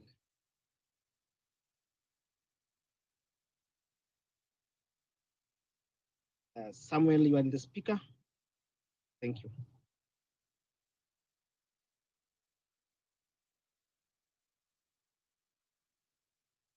Mr. Samuel, I can't hear you speak.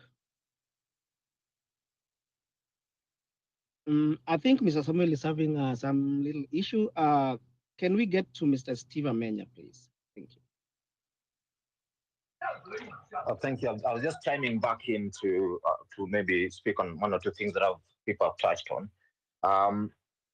First of all, I mean, my brother Fabish, he spoke about someone like Maraga and tried to point to age as a reason why we should not consider him as a candidate, a possible candidate for 2027, a progressive candidate.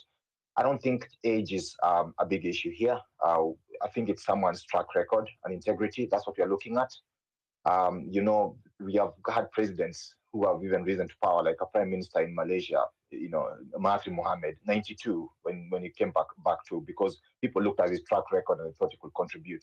So as long as someone still has their faculties, they're able to stand in the moment when someone needs to stand. You know, Maraga is a person who was even bribed, you know, allegedly bribed a lot of money, 200 million, but he did not take it in 2017. That is someone who can withstand pressure. That's what we need at this moment, to stand in that place for Kenya. But that's not my main point, really. My main point I wanted to put across is, and that's why I came back, really, because I've spoken earlier, is that I would like us to see, I'd like us to make tangible, you know, actionable items out of these meetings that we're having. Otherwise, we end up having talk shops. And one thing I'd like to propose, as I earlier proposed, that we need to, you know, have a way of supporting candidates who are willing to come out, who want to run for different levels, maybe by printing their posters. That is one way of us being active in this thing. So if we sort of come up with such tangible and actionable items, and then we work together towards it, that will go a long way towards us mobilizing and achieving what we want to get in 2027.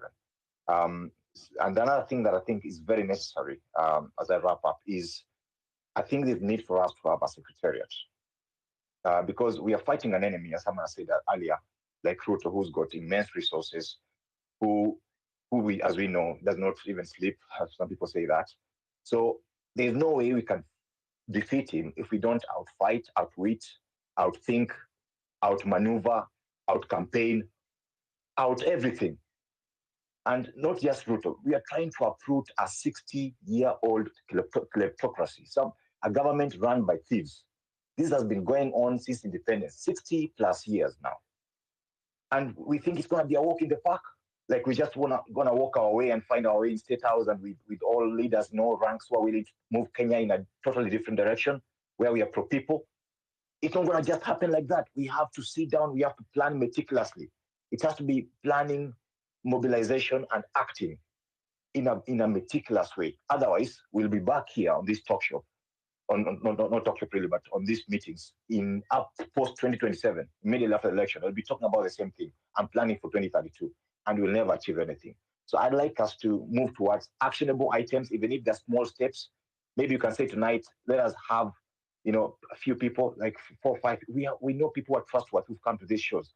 Let us have a secretariat that takes up these things, makes them actionable, and actions them, so that whenever we meet again next time, we are saying, okay, last time we discussed this, how far have we gone? We take at least half the time discussing on how far we've done. Of course, we can't discuss everything on this platform because we have people from the government who are listening, but at least let's have some high-level things we can discuss to keep us progressing. Otherwise, we'll be forever talking and really not achieving much. Thank you so much.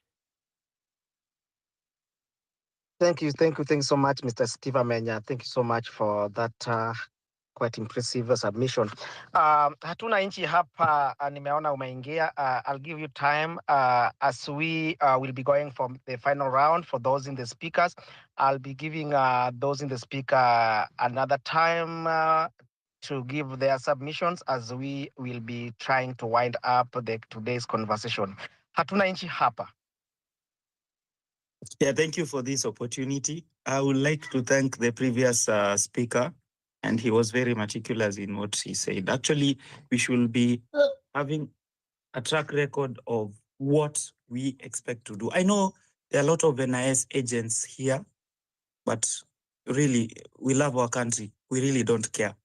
All we care about is for each and every common mwananchi to get what he deserves, because each one of them works very hard, wakes up very early in the morning, contributes to the basket of the country, but gets nothing in return.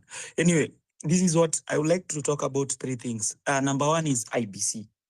I think the bylaws that we have can protect us, because we know that elections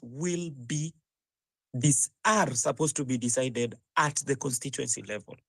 So basically what that means is even the media should be calling the election before the ratification is done. Just same way like what happens in the US. The media calls the election even before the Electoral Commission, goes ahead and ratifies everything.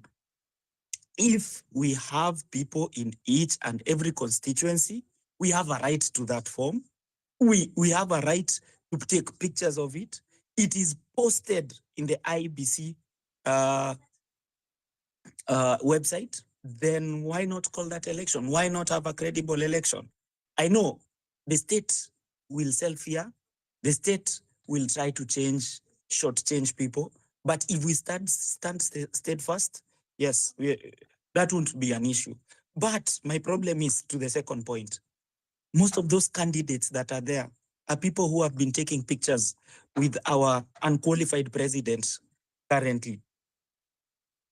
And they have corruption smeared on all their faces.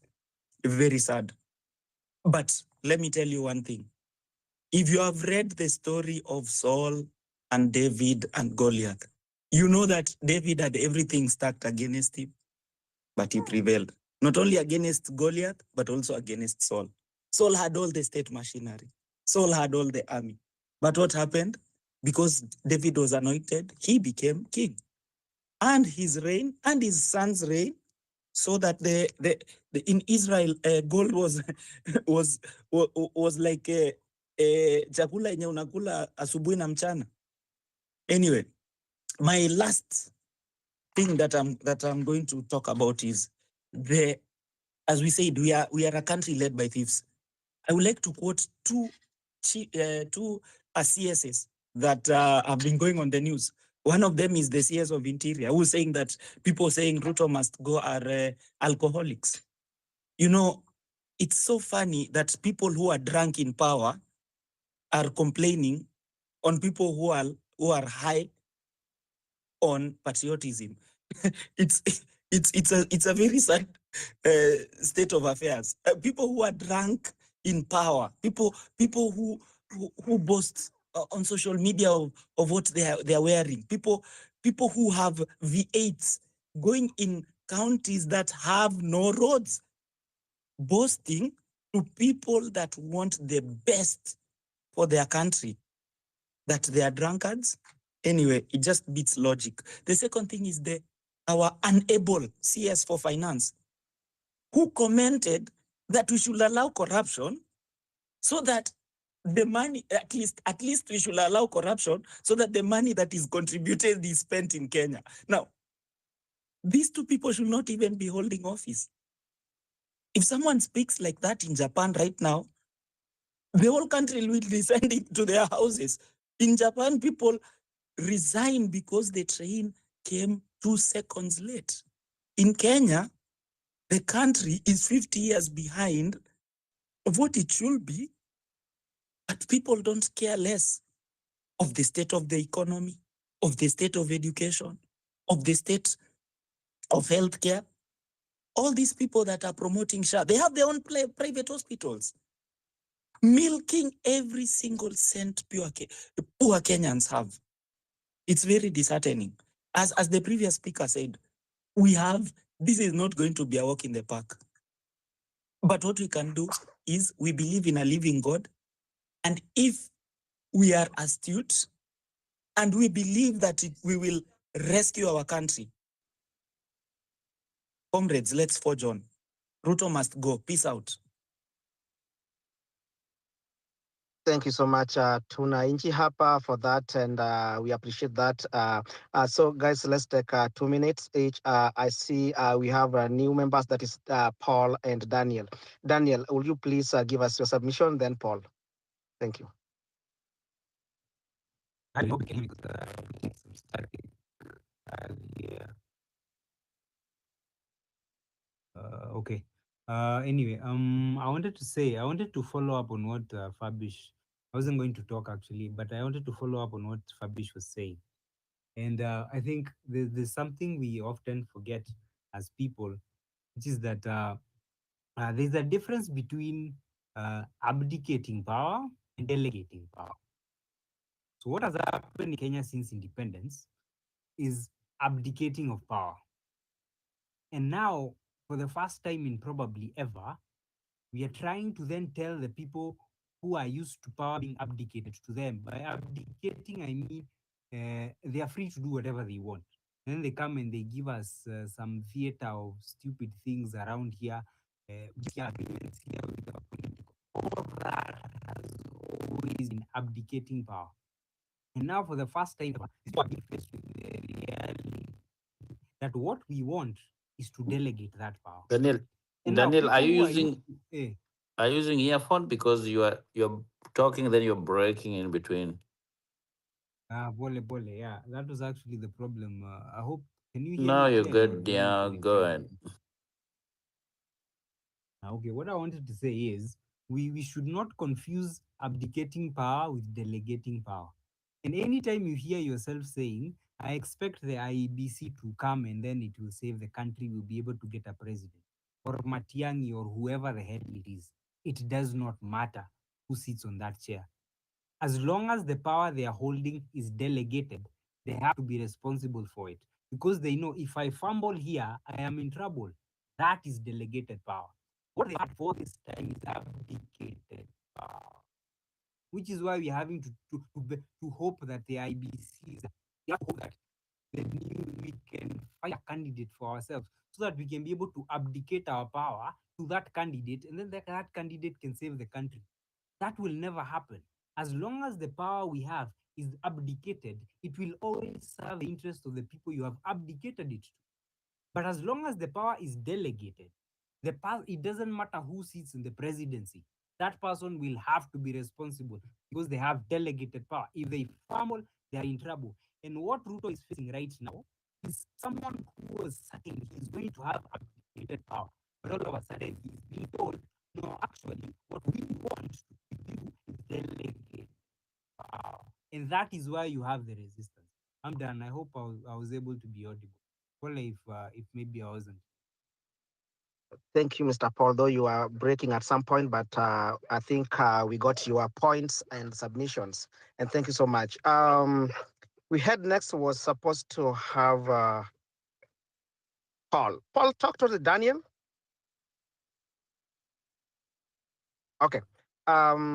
Let us, guys, let us wind up. And if in the speaker, let's talk in this order. We'll start with the final submissions. We start with Mr. Steve, then we'll move to Miss Dolphin, then Mr. Chacha, then Mr. Paul, then Mr.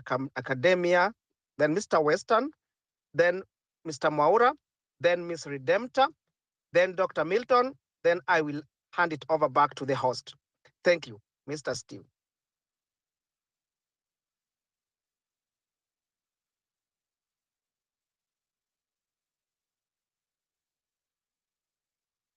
Final remarks, Mr. Steve. If you don't have Mr. Steve, we will proceed on to Miss Dolphin.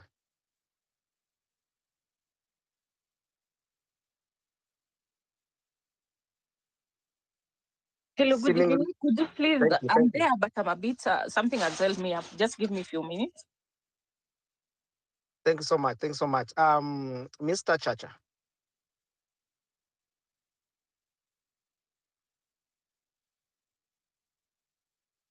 Hello, thanks a lot. I think a lot has been shared by previous speakers.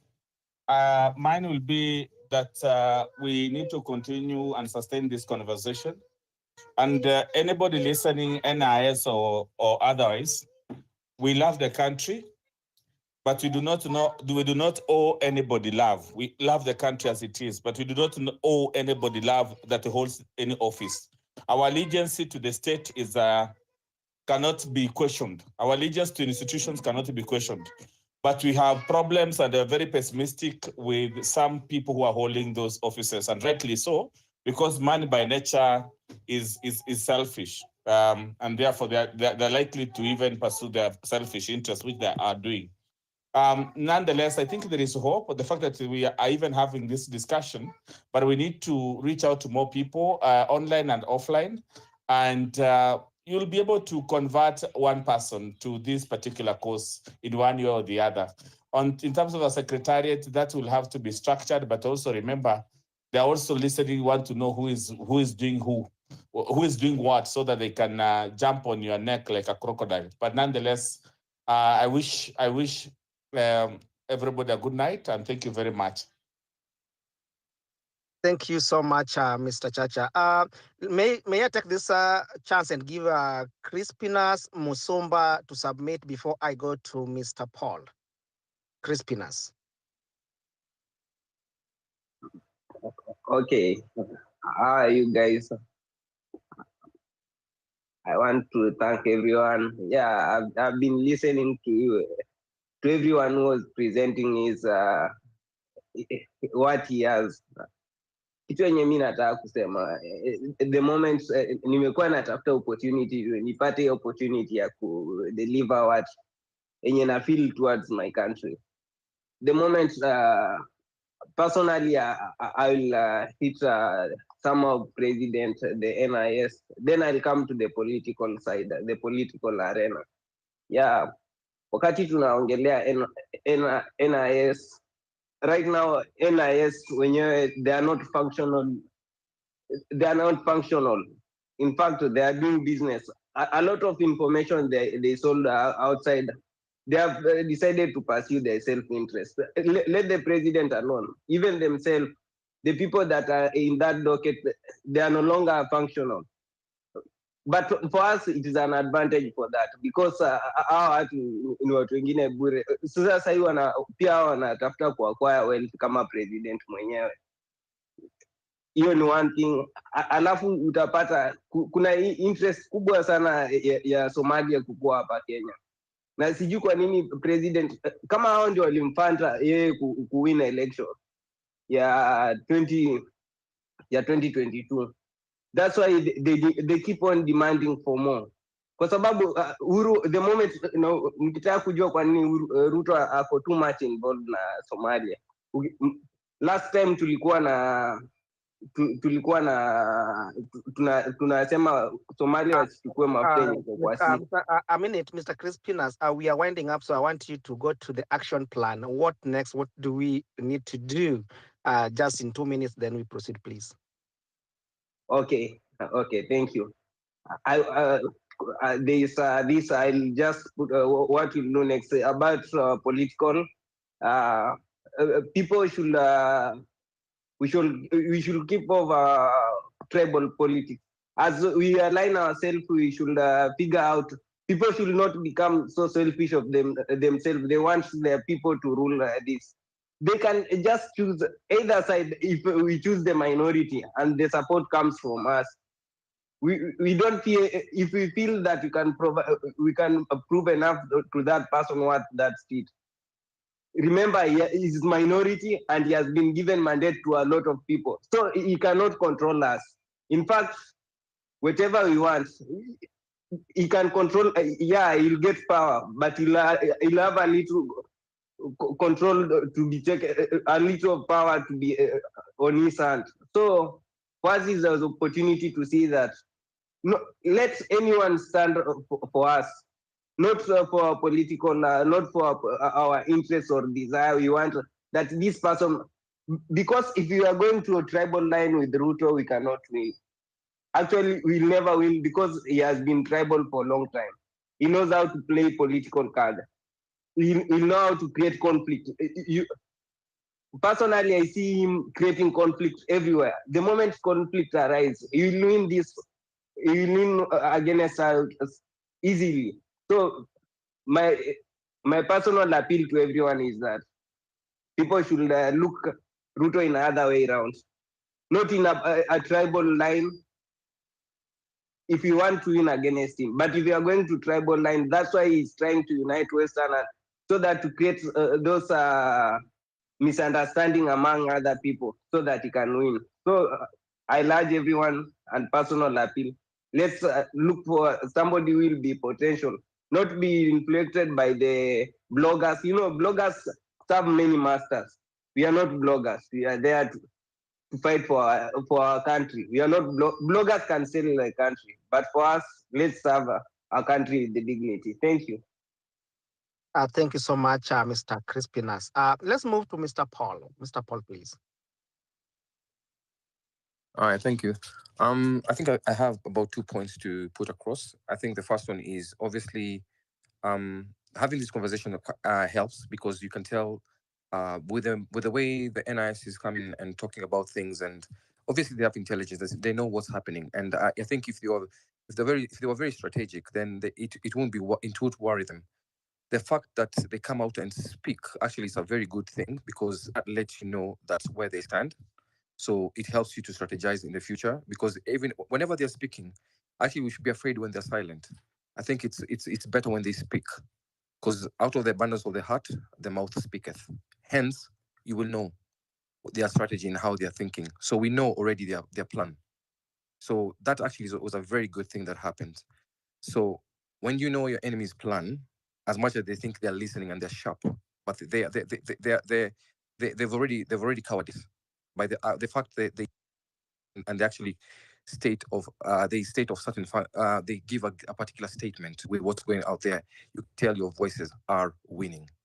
So that's something you should actually know, and that's a hope that people should actually have. Obviously, there has to be actions plans as we say, but every time we talk, we are planting a seed. The thought process, the mere conversation you're having, someone will go speak to someone else. You will change someone else's mind. You will enable. And I've been out there and I speak to different caliber of people. Like even today, I went for the game today, and actually it was good that it was a draw and there was no problems because people were anticipating problems at the match, and that's a good thing. It shows like a maturity of Kenyans as much as they try to divide, as they say, like through tribal lines and things like that. And that's what the earlier gentleman was saying. As in, Kenyans are mature. As much as they would like to do those distractions, having kingpins and all that kind of stuff, I think most people are mature. It's like the battle of now. The battle is in the mind, and the battle has been actually at the moment. The Gen Z have and the Kenyans who of equal measure, like the people who are here, have won already. It's just a matter of time to actualize the crowning of the win. But now, obviously, like that's why these guys are fighting. Obviously, we stay ahead. So that's my action plan. We keep on talking, strategize, stay ahead. We can have actually parallel. We can have a parallel. We don't. The IBC actually, as an earlier gentleman, I think, and the lady probably alluded, as in they don't hold much sway. Whoever is there, like as much as we account that day is on that particular day, Kenyans come out and we are willing to stay out there a day or 2 days. What does it take? People died on the 20th of June. 60 people died.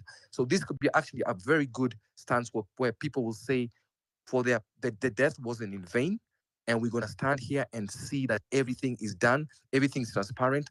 Forget about these forms that come out. We want to actually see where the boxes are going. It's transparent, verifiable. We can verify the box have not been moved, they've not been tampered. All the tickets which have been put in there, they have been counted. And you can even recount again with evidential. So that way they cannot win. As long as we're united and we form those kind of parallel with the IEBC and making sure that's verifiable, then ultimately we win. So that's my take for today. That's it. I learned. Thank you so much, Mr. Paul. Mr. Academia, are you there?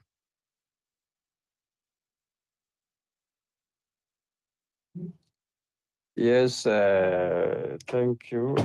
My final remarks. One, we need to allow the institutions that we put in place to work. So there is no doubt that they have to work. And you see, this question of integrity and who can maybe be the IEBC chairperson, it must be a Kenyan.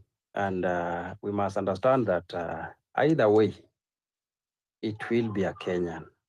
So let us reduce the trust deficit, because you cannot actually tell if this person can be IEBC based on what they are currently, how you look at them, or what they have done, because where they are going is a totally different place. So how will they behave when they're already there? Because all these people have been IEBC chairperson before the eyes of the public. They are qualified. But once they step in there, I don't know what happens there. Then all of a sudden, people believe that they don't perform well. So from the outlook, we cannot say so and so can be IEBC chairperson to the extent that we believe with the outcome, because it has never worked. He has never worked there, or she has never worked there. So let us give opportunity for every Kenyan who wants to be an IEBC chairperson. And if they are elected, plus the commissioners, if they're elected, we must trust them, because we cannot change Kenya unless we go that way. Otherwise, we are not going to believe anybody or trust anybody if everybody we bash and all that. So let us, and again, let us acknowledge or recognize that we are not fighting a system that maybe we understand. I don't know why I keep on saying this, because I tend to believe over 60 years, we've been talking about the political class. But how come every time we change them, we don't see the result? Could it be the problem is the house that they sit in, or there is a way how they change when they get to that house, or what could be there? Because if you are a repeater in the same class, if you repeat it twice or thrice, we could actually see the result increasing. But if that result is not, we are not seeing the result, though you better not be in that class repeating, because you can't improve. So what are you doing there? So I think allow Kenyans to do what they want to do, because that is who we are. So let us not talk as if these politicians are from a breed, another breed, and we are from another, and yet we elect them. So we can't elect them, and then all of a sudden we pretend and if they are not doing what. Of course, you cannot dictate who somebody was going to do as to elect them, but that's what they'll be doing. So what do we need to do? People, you need to register in large numbers for those who are going to vote in 2027, because that's the only way we can change it. I've already told you in my stand that I don't think we can change the current status quo through the ballot, where we don't even believe we don't even trust the body who is going to carry the election. Once you don't have a trust in the IEBC, so why you do want to go and vote if you don't trust the body? It means you already lost that, and the result will more or less the same of what you expect. Thank you. Thank you so much, Mr. Academia, for the final submission. Mr. Samuel, I see you come and you drop. Please, can you quickly give us your final submission before I go to Mr. Weston? Thank you. Okay, I think I'm audible right now. Yes. Okay, so I'd like just to give a few pointers. Let's say, let me call them points, because I like to warn or to give these NIS people, because I know they are here, they are listening. I just like to tell them, According to how Kenyans are angry, and according to where the political pressure and temperatures are right now, if this thing is rigged,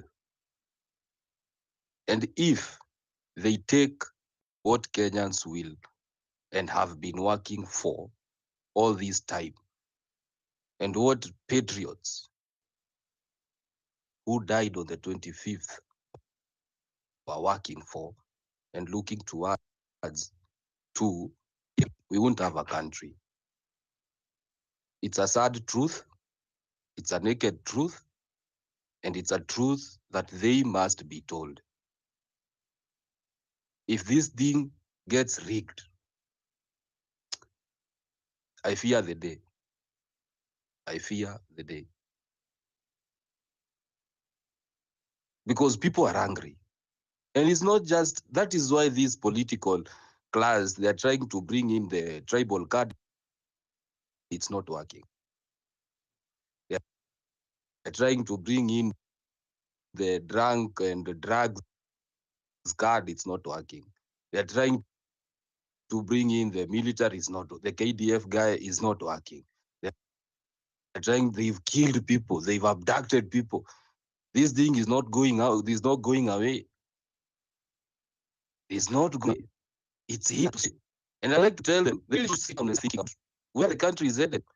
Because they are living in the same country as we are. We don't have another country. This is the only country we have. No one is going anywhere. We are still here. We will be here. That will come and we will be here. So I like them to just sit and think. Don't fight the people. Don't fight an idea that its time has come. Because this time or this idea, it's here and it's here with us. And we cannot look away from it. We cannot bash it. We cannot kill it. You cannot kill an idea. You can kill a lot of people, but you will never kill an idea that has been sown into the minds and hearts of Kenyans. This will not change, no matter how people you kill, no matter how many people you abduct. This will not change. It will not. As a matter in fact, it will continue. It will just go on mounting itself up, becoming a monster that you will not be able to contain.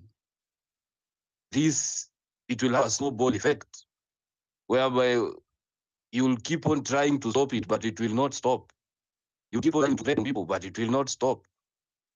A day after people were threatened that was saying Ruto must go, must be done according to the constitution. You saw what happened in KU University. There were chants. Ruto must go, Ruto must go. This is something organic. You cannot kill it. You cannot ignore it. The only thing that you can do is do what people are saying. Your time is over and change is here with us. So it doesn't really matter what you say. It doesn't really matter what you do. It doesn't really matter how much money you have. It doesn't really matter whether you are backed by the army or whatever. It doesn't. The idea is here with us.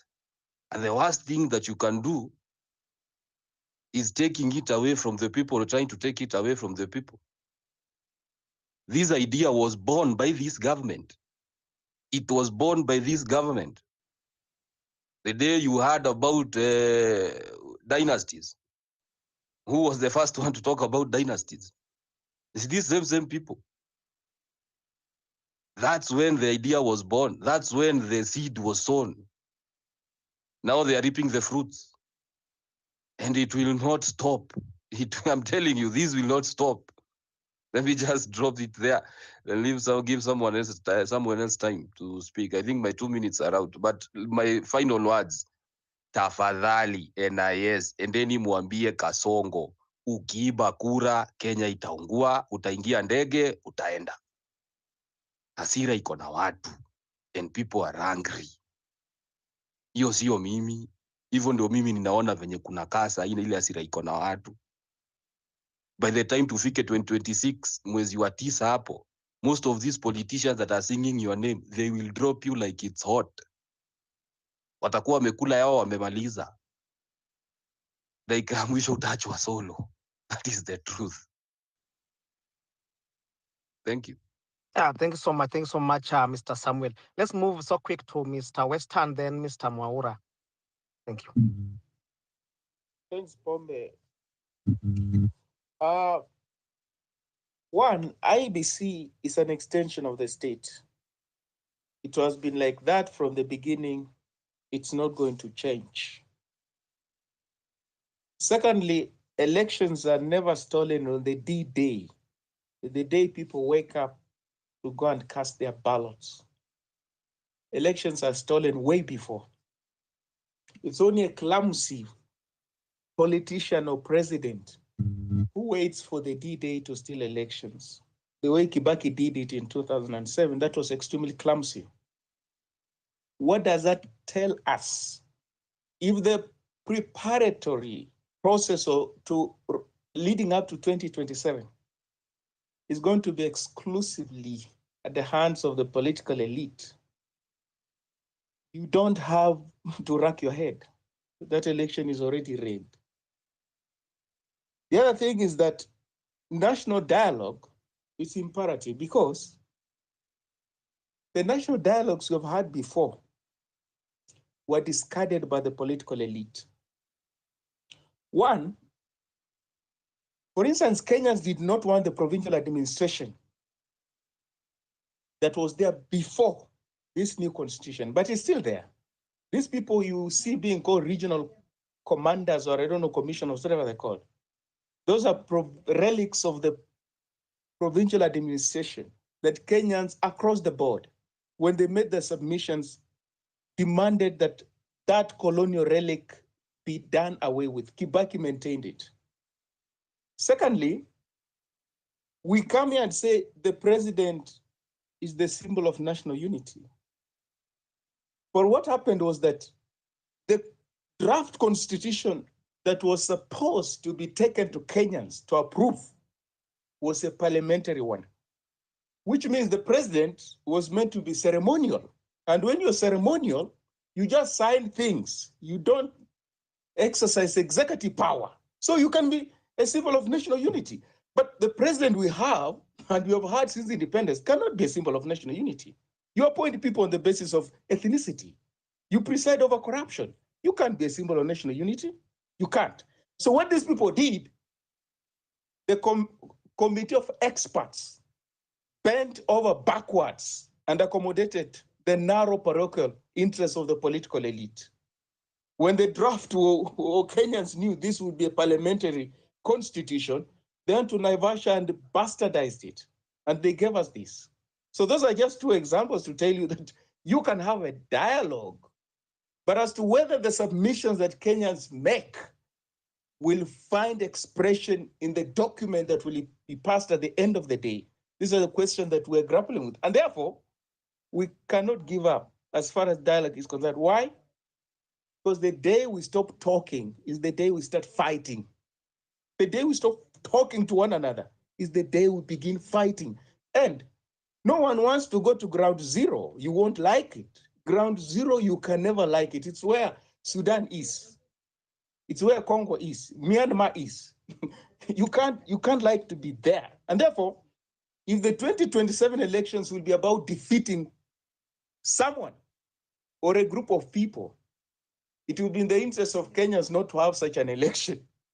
The ways the South Sudanese cannot have elections because of what's happening now, because those elections will not help them.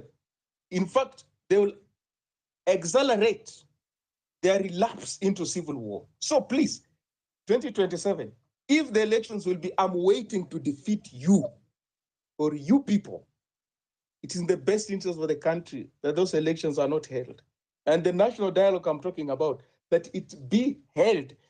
You don't come to that national dialogue as William Ruto. You don't come to that national dialogue as Raila Odinga. You come to that national dialogue as a Kenyan. And you come to atone for your sins, of omission and commission.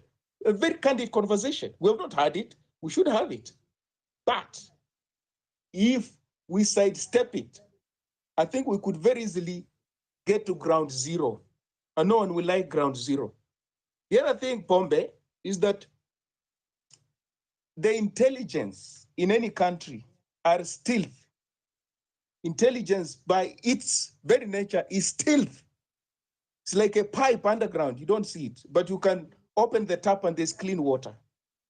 It's like a sewerage system underground. You don't see it, but you can see the sanitation in the city. It shouldn't be overt. The moment you see the intelligence personnel attending conferences and making pronouncements on heavy political issues of the day, you can tell that they are highly politicized. The moment you see the army, the military, making highly incandescent political pronouncements, you can tell that they're highly politicized, because the army should not be making pronouncements on the political happenings of the day. You have to take care of external aggression, and internally, if there are insurrections, you can also handle those things. There's no insurrection in Kenya. There's no external aggression. So they have to keep quiet. But when they speak like that, what do they tell you? They tell you that they are partisan as far as the politics of the day is concerned. And therefore, if the military can be politicized as it is, the intelligence, what about IEBC? These are civilians. What about them? You expect them to be the only people who will be the last line of defense as far as the interests of the Kenyan people is concerned? You will be stretching credulity too far if you are to count on them. I learned. Thank you. Thank you so much, Western. Thank you so much. Let's move to Mr. Mwaura, then Redemptor, then Dr. Milton. Thank you. Okay, thank you. Let me make my submission with the 2 points. A lot of people have complained why all these 6 years we haven't been making changes and everything. What the people should understand that Kenya, politics apart from being tribal, is an issue of money. And it's now this time that I think people are just waking up and knowing that no, there's more to money, and even this money that's given is not given to the whole tribe. If you come from a certain tribe and your tribe is in power. And regarding this constitution, someone has talked about these professional commissioners. We used to call them DO, DCs, and PCs. Very, very powerful by those days. The reason as to why the constitution is the way it is, because this is not the constitution we wanted. I don't know how many people know that the 2010 constitution in Kenya we have is not the constitution we wanted. We wanted a far much better constitution, the one that Professor Pashi Arogai presented there at Bo, the one that was to be supposed to be progressive, but because they had to make some compromise, and again, they also never wanted, Kibaki and his people never even wanted us to have even devolution. So it was an issue between Kibaki and Odinga.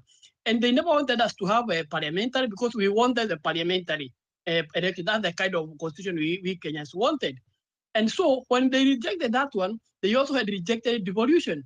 And that is when Odinga threatened that, okay, I'm going to oppose it. And since Kibaki feared that he will have accumulated the second time, then he agreed on devolution to be part of the constitution, and parliamentary, he removed it. But if we could have a parliamentary kind of constitution, we could be very far. This country could be full of prosperity, and you name it. Now, last point is this. I will quote this from the book that I normally refer to when I want wisdom and ornament. That's the Bible. In Luke 14, 28, Jesus there is quoted as saying, who among you want to build a tower doesn't sit down and consider the cost? So that if you want to build a 5-story building, you don't need the second story, and then you have no funds, you run out of funds and everything. What has that got to do with what's happening in Kenya? Have we sat down and counted the cost of what we are facing as Kenyans? So I think the next discussion should be, how are we going to sit down and count the cost of this being called Ruto that we want to remove from power? Because this person who has been in politics since 1992, for those who remember, youth for 92, who were carrying money with the bags, that's when he became millionaire. He was made by Moi. You see, all that. So someone who has been in politics since 1992, up to now, he has even managed to corrupt his way to the presidency. This is not a man to joke around with. He knows his way. He knows the system. He has infiltrated everywhere. He is the head of state. You know how head of state are very powerful in Kenya. So let's sit down next time and we discuss how are we going to count the cost of removing this man. Without that, I can see him coming back in 2027, and that means that maybe Kenya might burn up, and that's not where we want to go.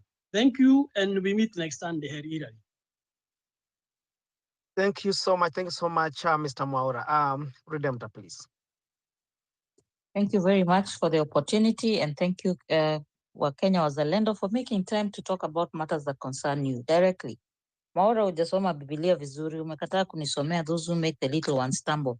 Na pia, out of the abundance of the heart, the mouth speaks. We had been told that, I think, by somebody else. Is you speak those things that were not as if they are into hii Biblia nilisoma miaka mingi. Sometimes you actually speak what you want to happen. So if you keep saying, I see him coming back, then sasa hizi conversations zote ni you have seen. And even Mwaura has seen and is the one who reads the Bible for us. Anyway, that's on the lighter note. It's unfortunate that IEBC and everyone who is employed there becomes the enemy. IEBC is not the enemy. The civil servants there are not the enemy. These executives and presidents of the different arms of the government are not the enemy. The enemy is fear. Some of them fear to speak truth to power. Some of them fear to lose their jobs. Some of them fear to be alienated and leave the class that they've joined because they are now in the ruling class. They rule us. The only thing we tell all of them is you cannot lord over us because whatever made you can destroy you. I'm looking at big wigs on social media. Somebody has talked about bloggers. See, some of us at Vic, we don't blog. We live our lives, and we joined these places because Gen Zs did not drop from the sky. You know, they come from us. We are parents over and above everything else we are. So we wanted to see what's going on. So if you are made by social media, chances are you'll be destroyed by social media because you depend on those followers to survive. If you are made by voters, chances are you will be destroyed by those voters because at one time they'll get tired of you. And all these people, I think you've seen in the bad movies, all these people who go around following the bad guy, all these guys who do all the dirty work, the one day they get fed up and they're the ones who actually do the shooting and they shoot. When they say shoot him, they turn the gun on the bad guy because everyone gets tired of a bully. Everyone gets tired of a tyrant. So I'll say that the saddest thing for me this evening is to see an educated man who's gone up to university level shame mental health. At a time in this country when we are grappling with mental illness. And so you look at the guy who's going crazy and who is smoking and inhaling stuff and injecting themselves as the one with mental health issues. I have an undiagnosed mental illness. I don't know which one it is, but I like to buy things. I hoard things. Is somebody who likes to bet. Sisi watu wa rika yangu tuko obsessed na vyombo za wageni. Personality disorders can grow into mental illnesses. For a man who likes to show off watches and buy things of opulence when you grew up in poverty and you've told us your story, you've told us who bought you your first car, then means you also have an undiagnosed personality disorder, which has the capacity to become a mental illness, mental health problem. So to shame people who are struggling with mental illness, when the biggest chunk of it is caused by the social problems, and the social problems are caused by the political problems, the economic hardships are caused by the political problems, where you've held people hostage by being the powerful ones. It is the law of jungle to struggle for survival. And that's what is happening in this nation. Someone has just said that, Samuel, if you rig these elections, then you will be responsible for the anarchy that might come after that. Consider yourselves warned. Not that we are threatening you that we are anarchists, to share it or you, or young people are. And the last thing I'll talk about is the role of a midwife. Africa, before this conventional medicine came, all babies were delivered by midwives. Presently, because of bad health services, bad healthcare system, very few pregnant women, mothers, ever see a gynecologist.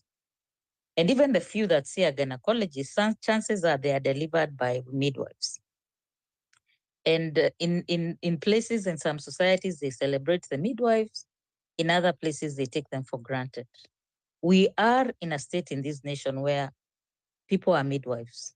whether you're the one who is just holding conversations for elitists and you can understand the historical factors, whether you're the one who gets very annoyed and lashes out na unaambiwa uko na mental health problem, whether you're the one who is trying to be the peacemaker, we are all playing the part of midwives.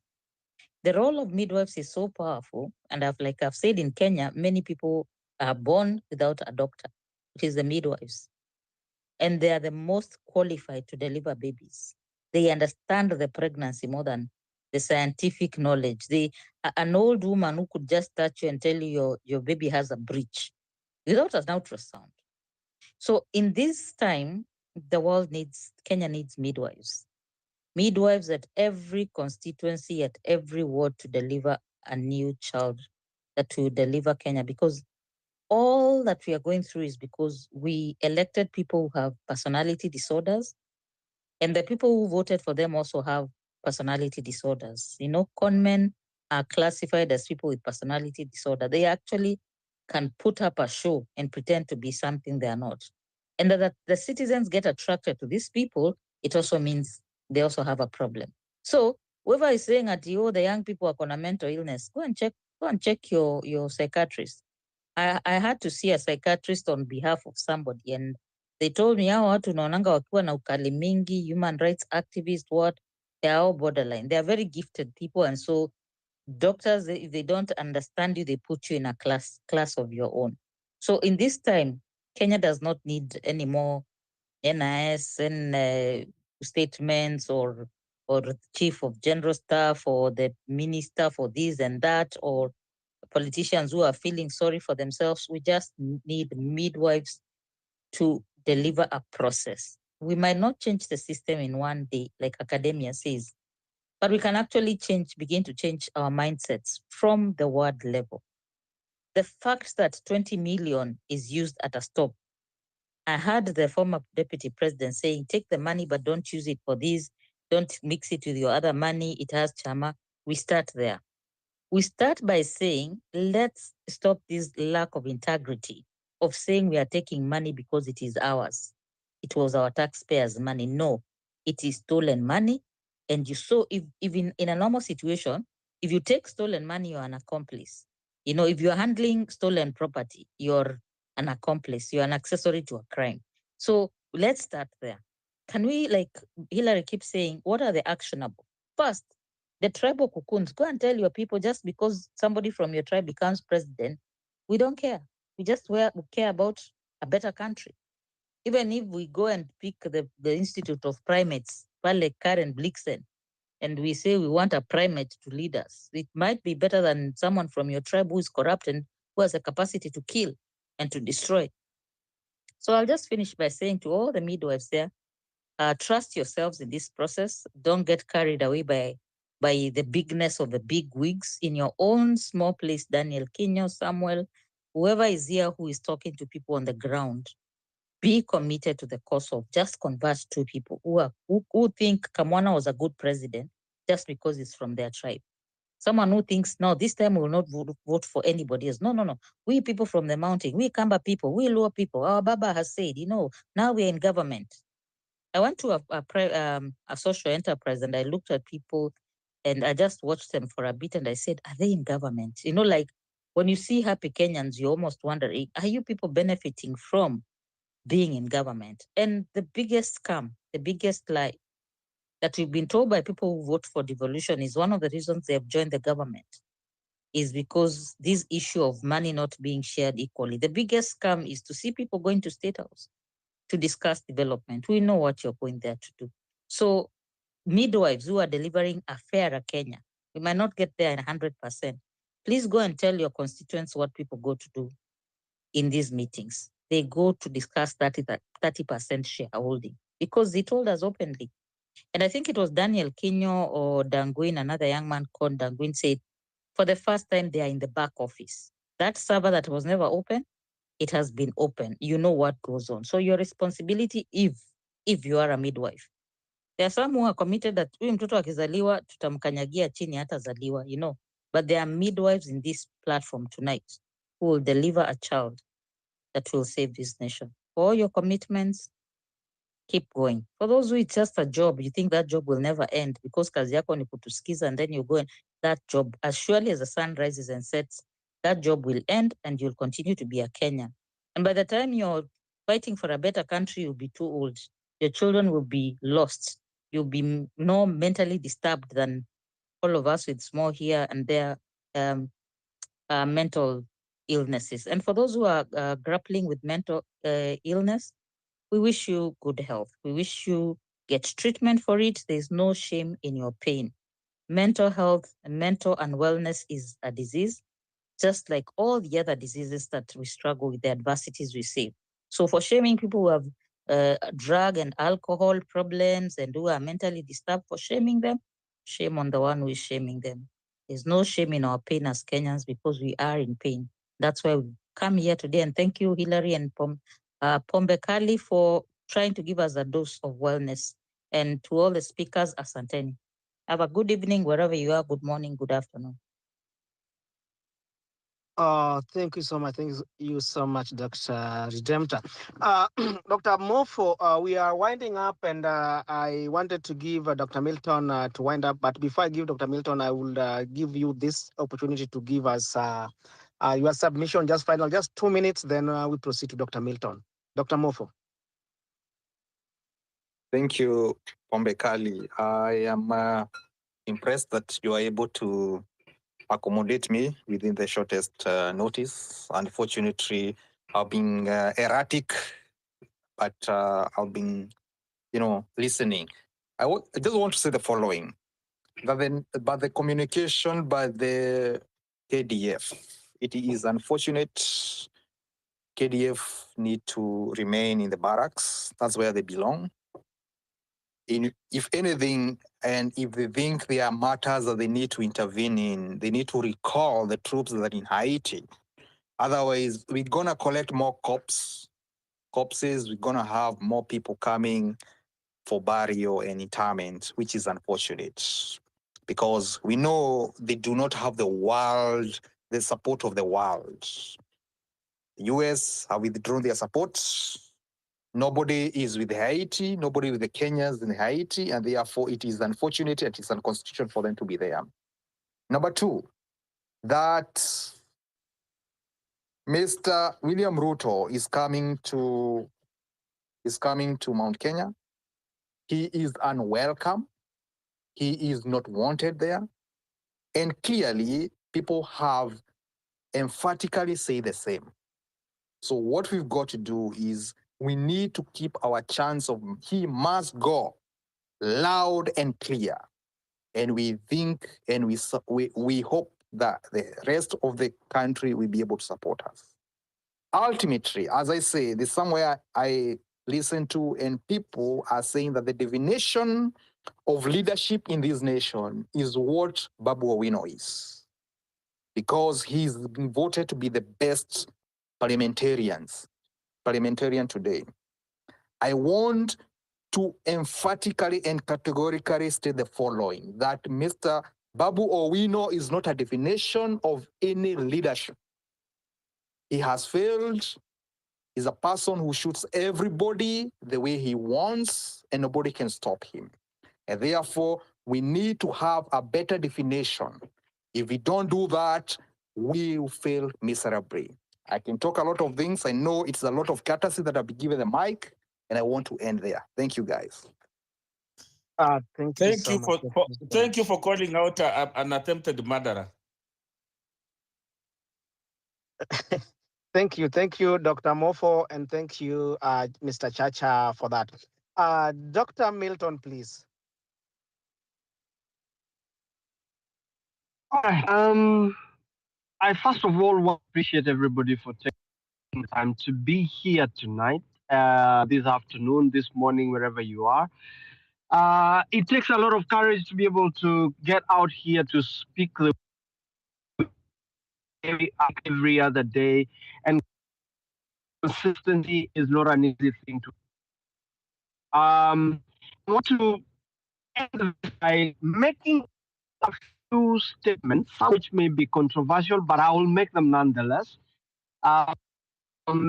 One, I think that was a very important question that has been asked, and I think it is more of what is the cost of this Ruto must go chant? How do we achieve that? And what will be the ultimate cost of achieving this? Because I think that is a question that some of us have not asked. And for such a long time, I have kept saying that this is a race that does not end merely because we have made one step. Dr. Milton, please. Dr. Milton, I think you are breaking so much. Can you check your maybe signal or system? I think you're breaking a lot. All right. Is that better now? Is that a better Pombe, can you hear me now? Still not better. All right. I'd like to just hold on a second, I guess.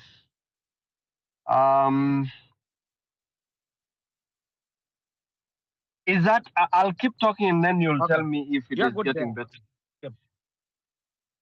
Yeah, so the thing I'm saying is that we need to ask ourselves, what is the cost of this William Ruto must go thing? And William Ruto is not just William Ruto. We are talking about what he represents as a masquerades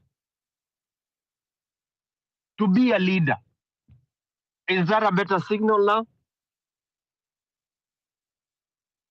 It's better. Yeah, so William Ruto, who masquerades to be a leader, we must ask ourselves, what will it take for us to get rid of him? And that when we answer that question, we will then know what it will take, what we are asked to do. But I want to sum it up this way. And I go back to what has been said about the constitution that we have today. When the clamor for the new constitution started, there was nothing constitutional about it at the time when people were calling for a national dialogue. So I want to back the statement that what we need is an honest national dialogue. We must refuse to be boxed into this idea that when calling for better governance of our country, we are anarchists. The anarchists are the people who are pretending to be leaders when essentially they are plotting against the Kenyan people. So the point here tonight, fellow Kenyans, is that we must refuse this kind of blackmail that what we are doing is unconstitutional merely because we do not agree with William Ruto and what he represents, which is corruption, bad government, and we cannot expect appointed through cronyism and nepotism and incompetence can deliver anything for us. We have to be wiser than just driving ourselves into a situation where we will be told, you approved this, where were you? Your members of parliament approved this, what happened? When the constitution of Kenya, when Bomas was first constituted in 2001, there was still parliament. But then the people had no confidence in that parliament and Bomas was constituted. Where in other members of the public were allowed to be a part of the Bomas Convention, the Katiba Conference of 2001 that sustained itself until we had a new constitution through the committee of experts that was later appointed. So what we are saying, we must not allow this charade of IEBC selection to go on. What we need to call for is that we will not be party, we will not allow, we will not approve that selection panel. Whatever they send to the president will be null and void because they do not represent our interests. And remember, the Constitution talks about something called the aspirations of the people. Aspiration is a higher standard. That is why we are always aspiring for better. So, what I am calling for here tonight, and this is my point of action, is that in each of the 1,450 wards, 290 constituencies, we must now, as pressure point, start the collection of signatures where we are saying we reject this political class, we reject these processes that are skewed, we reject all this blackmail by the different agencies of state that we have appointed, and we are saying we want a national dialogue where we will gather as the people of Kenya at the Bomas of Kenya or KICC or wherever it is to discuss how we are going to reset our country and return Kenya to constitutionalism and rule of law. We have to begin that, and I want to say this, Hillary, and everybody that is here, that we begin the collection of signatures on two fronts. That if we get 1,000 signatures from every ward, we will not go the IEBC way. We go the court, the judiciary way, where we present a petition of all those signatures from each of the 1,450 wards. And we move a petition where we say that the people of Kenya, having lost the confidence in the executive and the legislature, petition the judiciary to find that an assembly of the people, in whichever format we shall have established, we seek a prayer from the judiciary that the people will assemble, and such assembly will come up with a way, a structure of interim governance in a way that will return the country to constitutionalism and the rule of law. That is what will help the country get out of this charade, and we have an interim structure of governance that will assure the Kenyan people that they have an opportunity to reset the country and put it on the right trajectory. Because the economic liberation agenda is about reforming and transforming the executive and the legislature, because that is where the majority of the rot is. Because the IEBC is, by extension, like somebody put it here, as a part of the state, because it is financed, it is fed, it is operated by the state. So there is no way you can expect that it is going to be independent in a system of the executive and legislature that is broken. Fellow Kenyans, in conclusion, and we are going to start this petition of signing the petition for the High Court application, so that we say that enough is enough. William Ruto is not going as William Ruto. He is going with everything he represents. And it is unfortunate that this is an era where the Gen Zs are woke and they are willing to come out and sacrifice in their large numbers. But we do not want the cost of William Ruto must go to come at the cost of human life that can be avoided. We want to do it constitutionally because we are law-abiding. So we are exercising our power as we have given to ourselves under Article 1. So that at the end of the day, we are not boxed into this system where people want to blackmail us. William Ruto is plotting together with his now brother, Raila Odinga, who I hold a lot of respect for. But I dare say that at this point in time, they are planning, They are plotting how they are going to stay in power. There is nothing wrong in the Kenyan people coming together to also plan and plot on how they are going to remove the oppressors from power. So that blackmail must end. The CDF and Mr. Nurdin Haji must be told off. They must be called off for abusing their power, for trying to blackmail Kenyan people that they cannot plan against a leadership that has turned into a dealership. We must rise up above that, and we must be able to tell them no. Lastly, like Redemptor said, you are complicit if you are going to accept corrupt money, like Rigiji is telling us. We must say, hiyo pesa mmetuibia, hatutakubali kukula hiyo pesa, kwendeni huko, rudisha hiyo pesa. We do not want it. What we want is that a minute in office is way too long. You must go. Let all of them go. And if they refuse to go, let us begin that process of signing those petitions, and we send them home by popular revolt, which is provided in the Constitution of Kenya and according to the aspirations of the people, because the people aspire to be led better, to be governed better, to be served better. Fellow Kenyans, I can speak until the chicken come home to roost, maybe until tomorrow, because of how emotional these things are to some of us.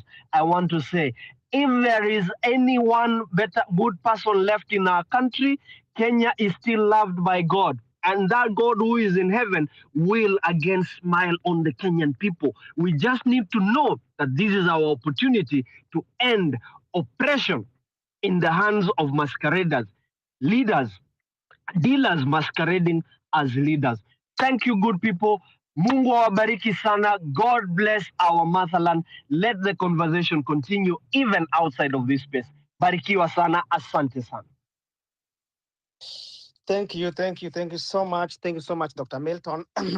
And I'll take this opportunity to thank you all of you who got time to be with us since for the last 4 hours, 22 minutes. You've been here and you've stayed that long just because you are fighting for the good governance and you are fighting for a good Kenya, the tomorrow Kenya, the Kenya we want. And I appreciate your stay here, Mwaura Western Church Academia, Mofo Samuel, Redemptor, and the diplomat, and all the listeners who stayed there, because without you in the listener there, we will not be here, because we are here because you are there to listen to us, and also you are part of this change that we are fighting for.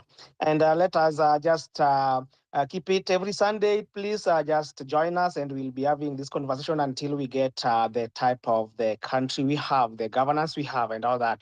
And thank you, Mr. Hillary, for always having time and scheduling this and giving us this platform. This is the platform for us, those who cannot go out there on the ground as Bunge la Wananchi. This is our Bunge la Wananchi, and this is where we air our views and where we share what we want and how we want it as the good citizens of Kenya. So thank you, Mr. Hillary, and thank you for giving me this opportunity to co-host with you today during this conversation. Thank you so much. Back to you. Thank you so much, Pombekali, for the good job that you've done. And thank you so much, everyone. We really appreciate you. We really humble ourselves every Sunday that we're here and we take our time to converse. We will not keep tired. We will keep it going on. Every Sunday we are here as Pressure Point team. But I want to assure you that every Monday from tomorrow to Saturday, we shall be on the ground and see what is happening. And the action point, the steps that as we'll take those steps. And when you are thinking that you want to be part and parcel of the team, inbox me, and then we can have a side chat and everything. And now we see what to do. They are listening all over. They are listening. I know they are listening, and we will not get tired as Pressure Point team. We'll keep conversation because Kenya is our country and we love it so much. May God bless you, and may God be with you until again on Sunday, same time, same place, 7 p.m. to the time that we'll finish. I'm very sorry today we have lost for a while, but thank you so much for keeping time, and also thank you so much for sitting here. And may God bless you. God bless you throughout the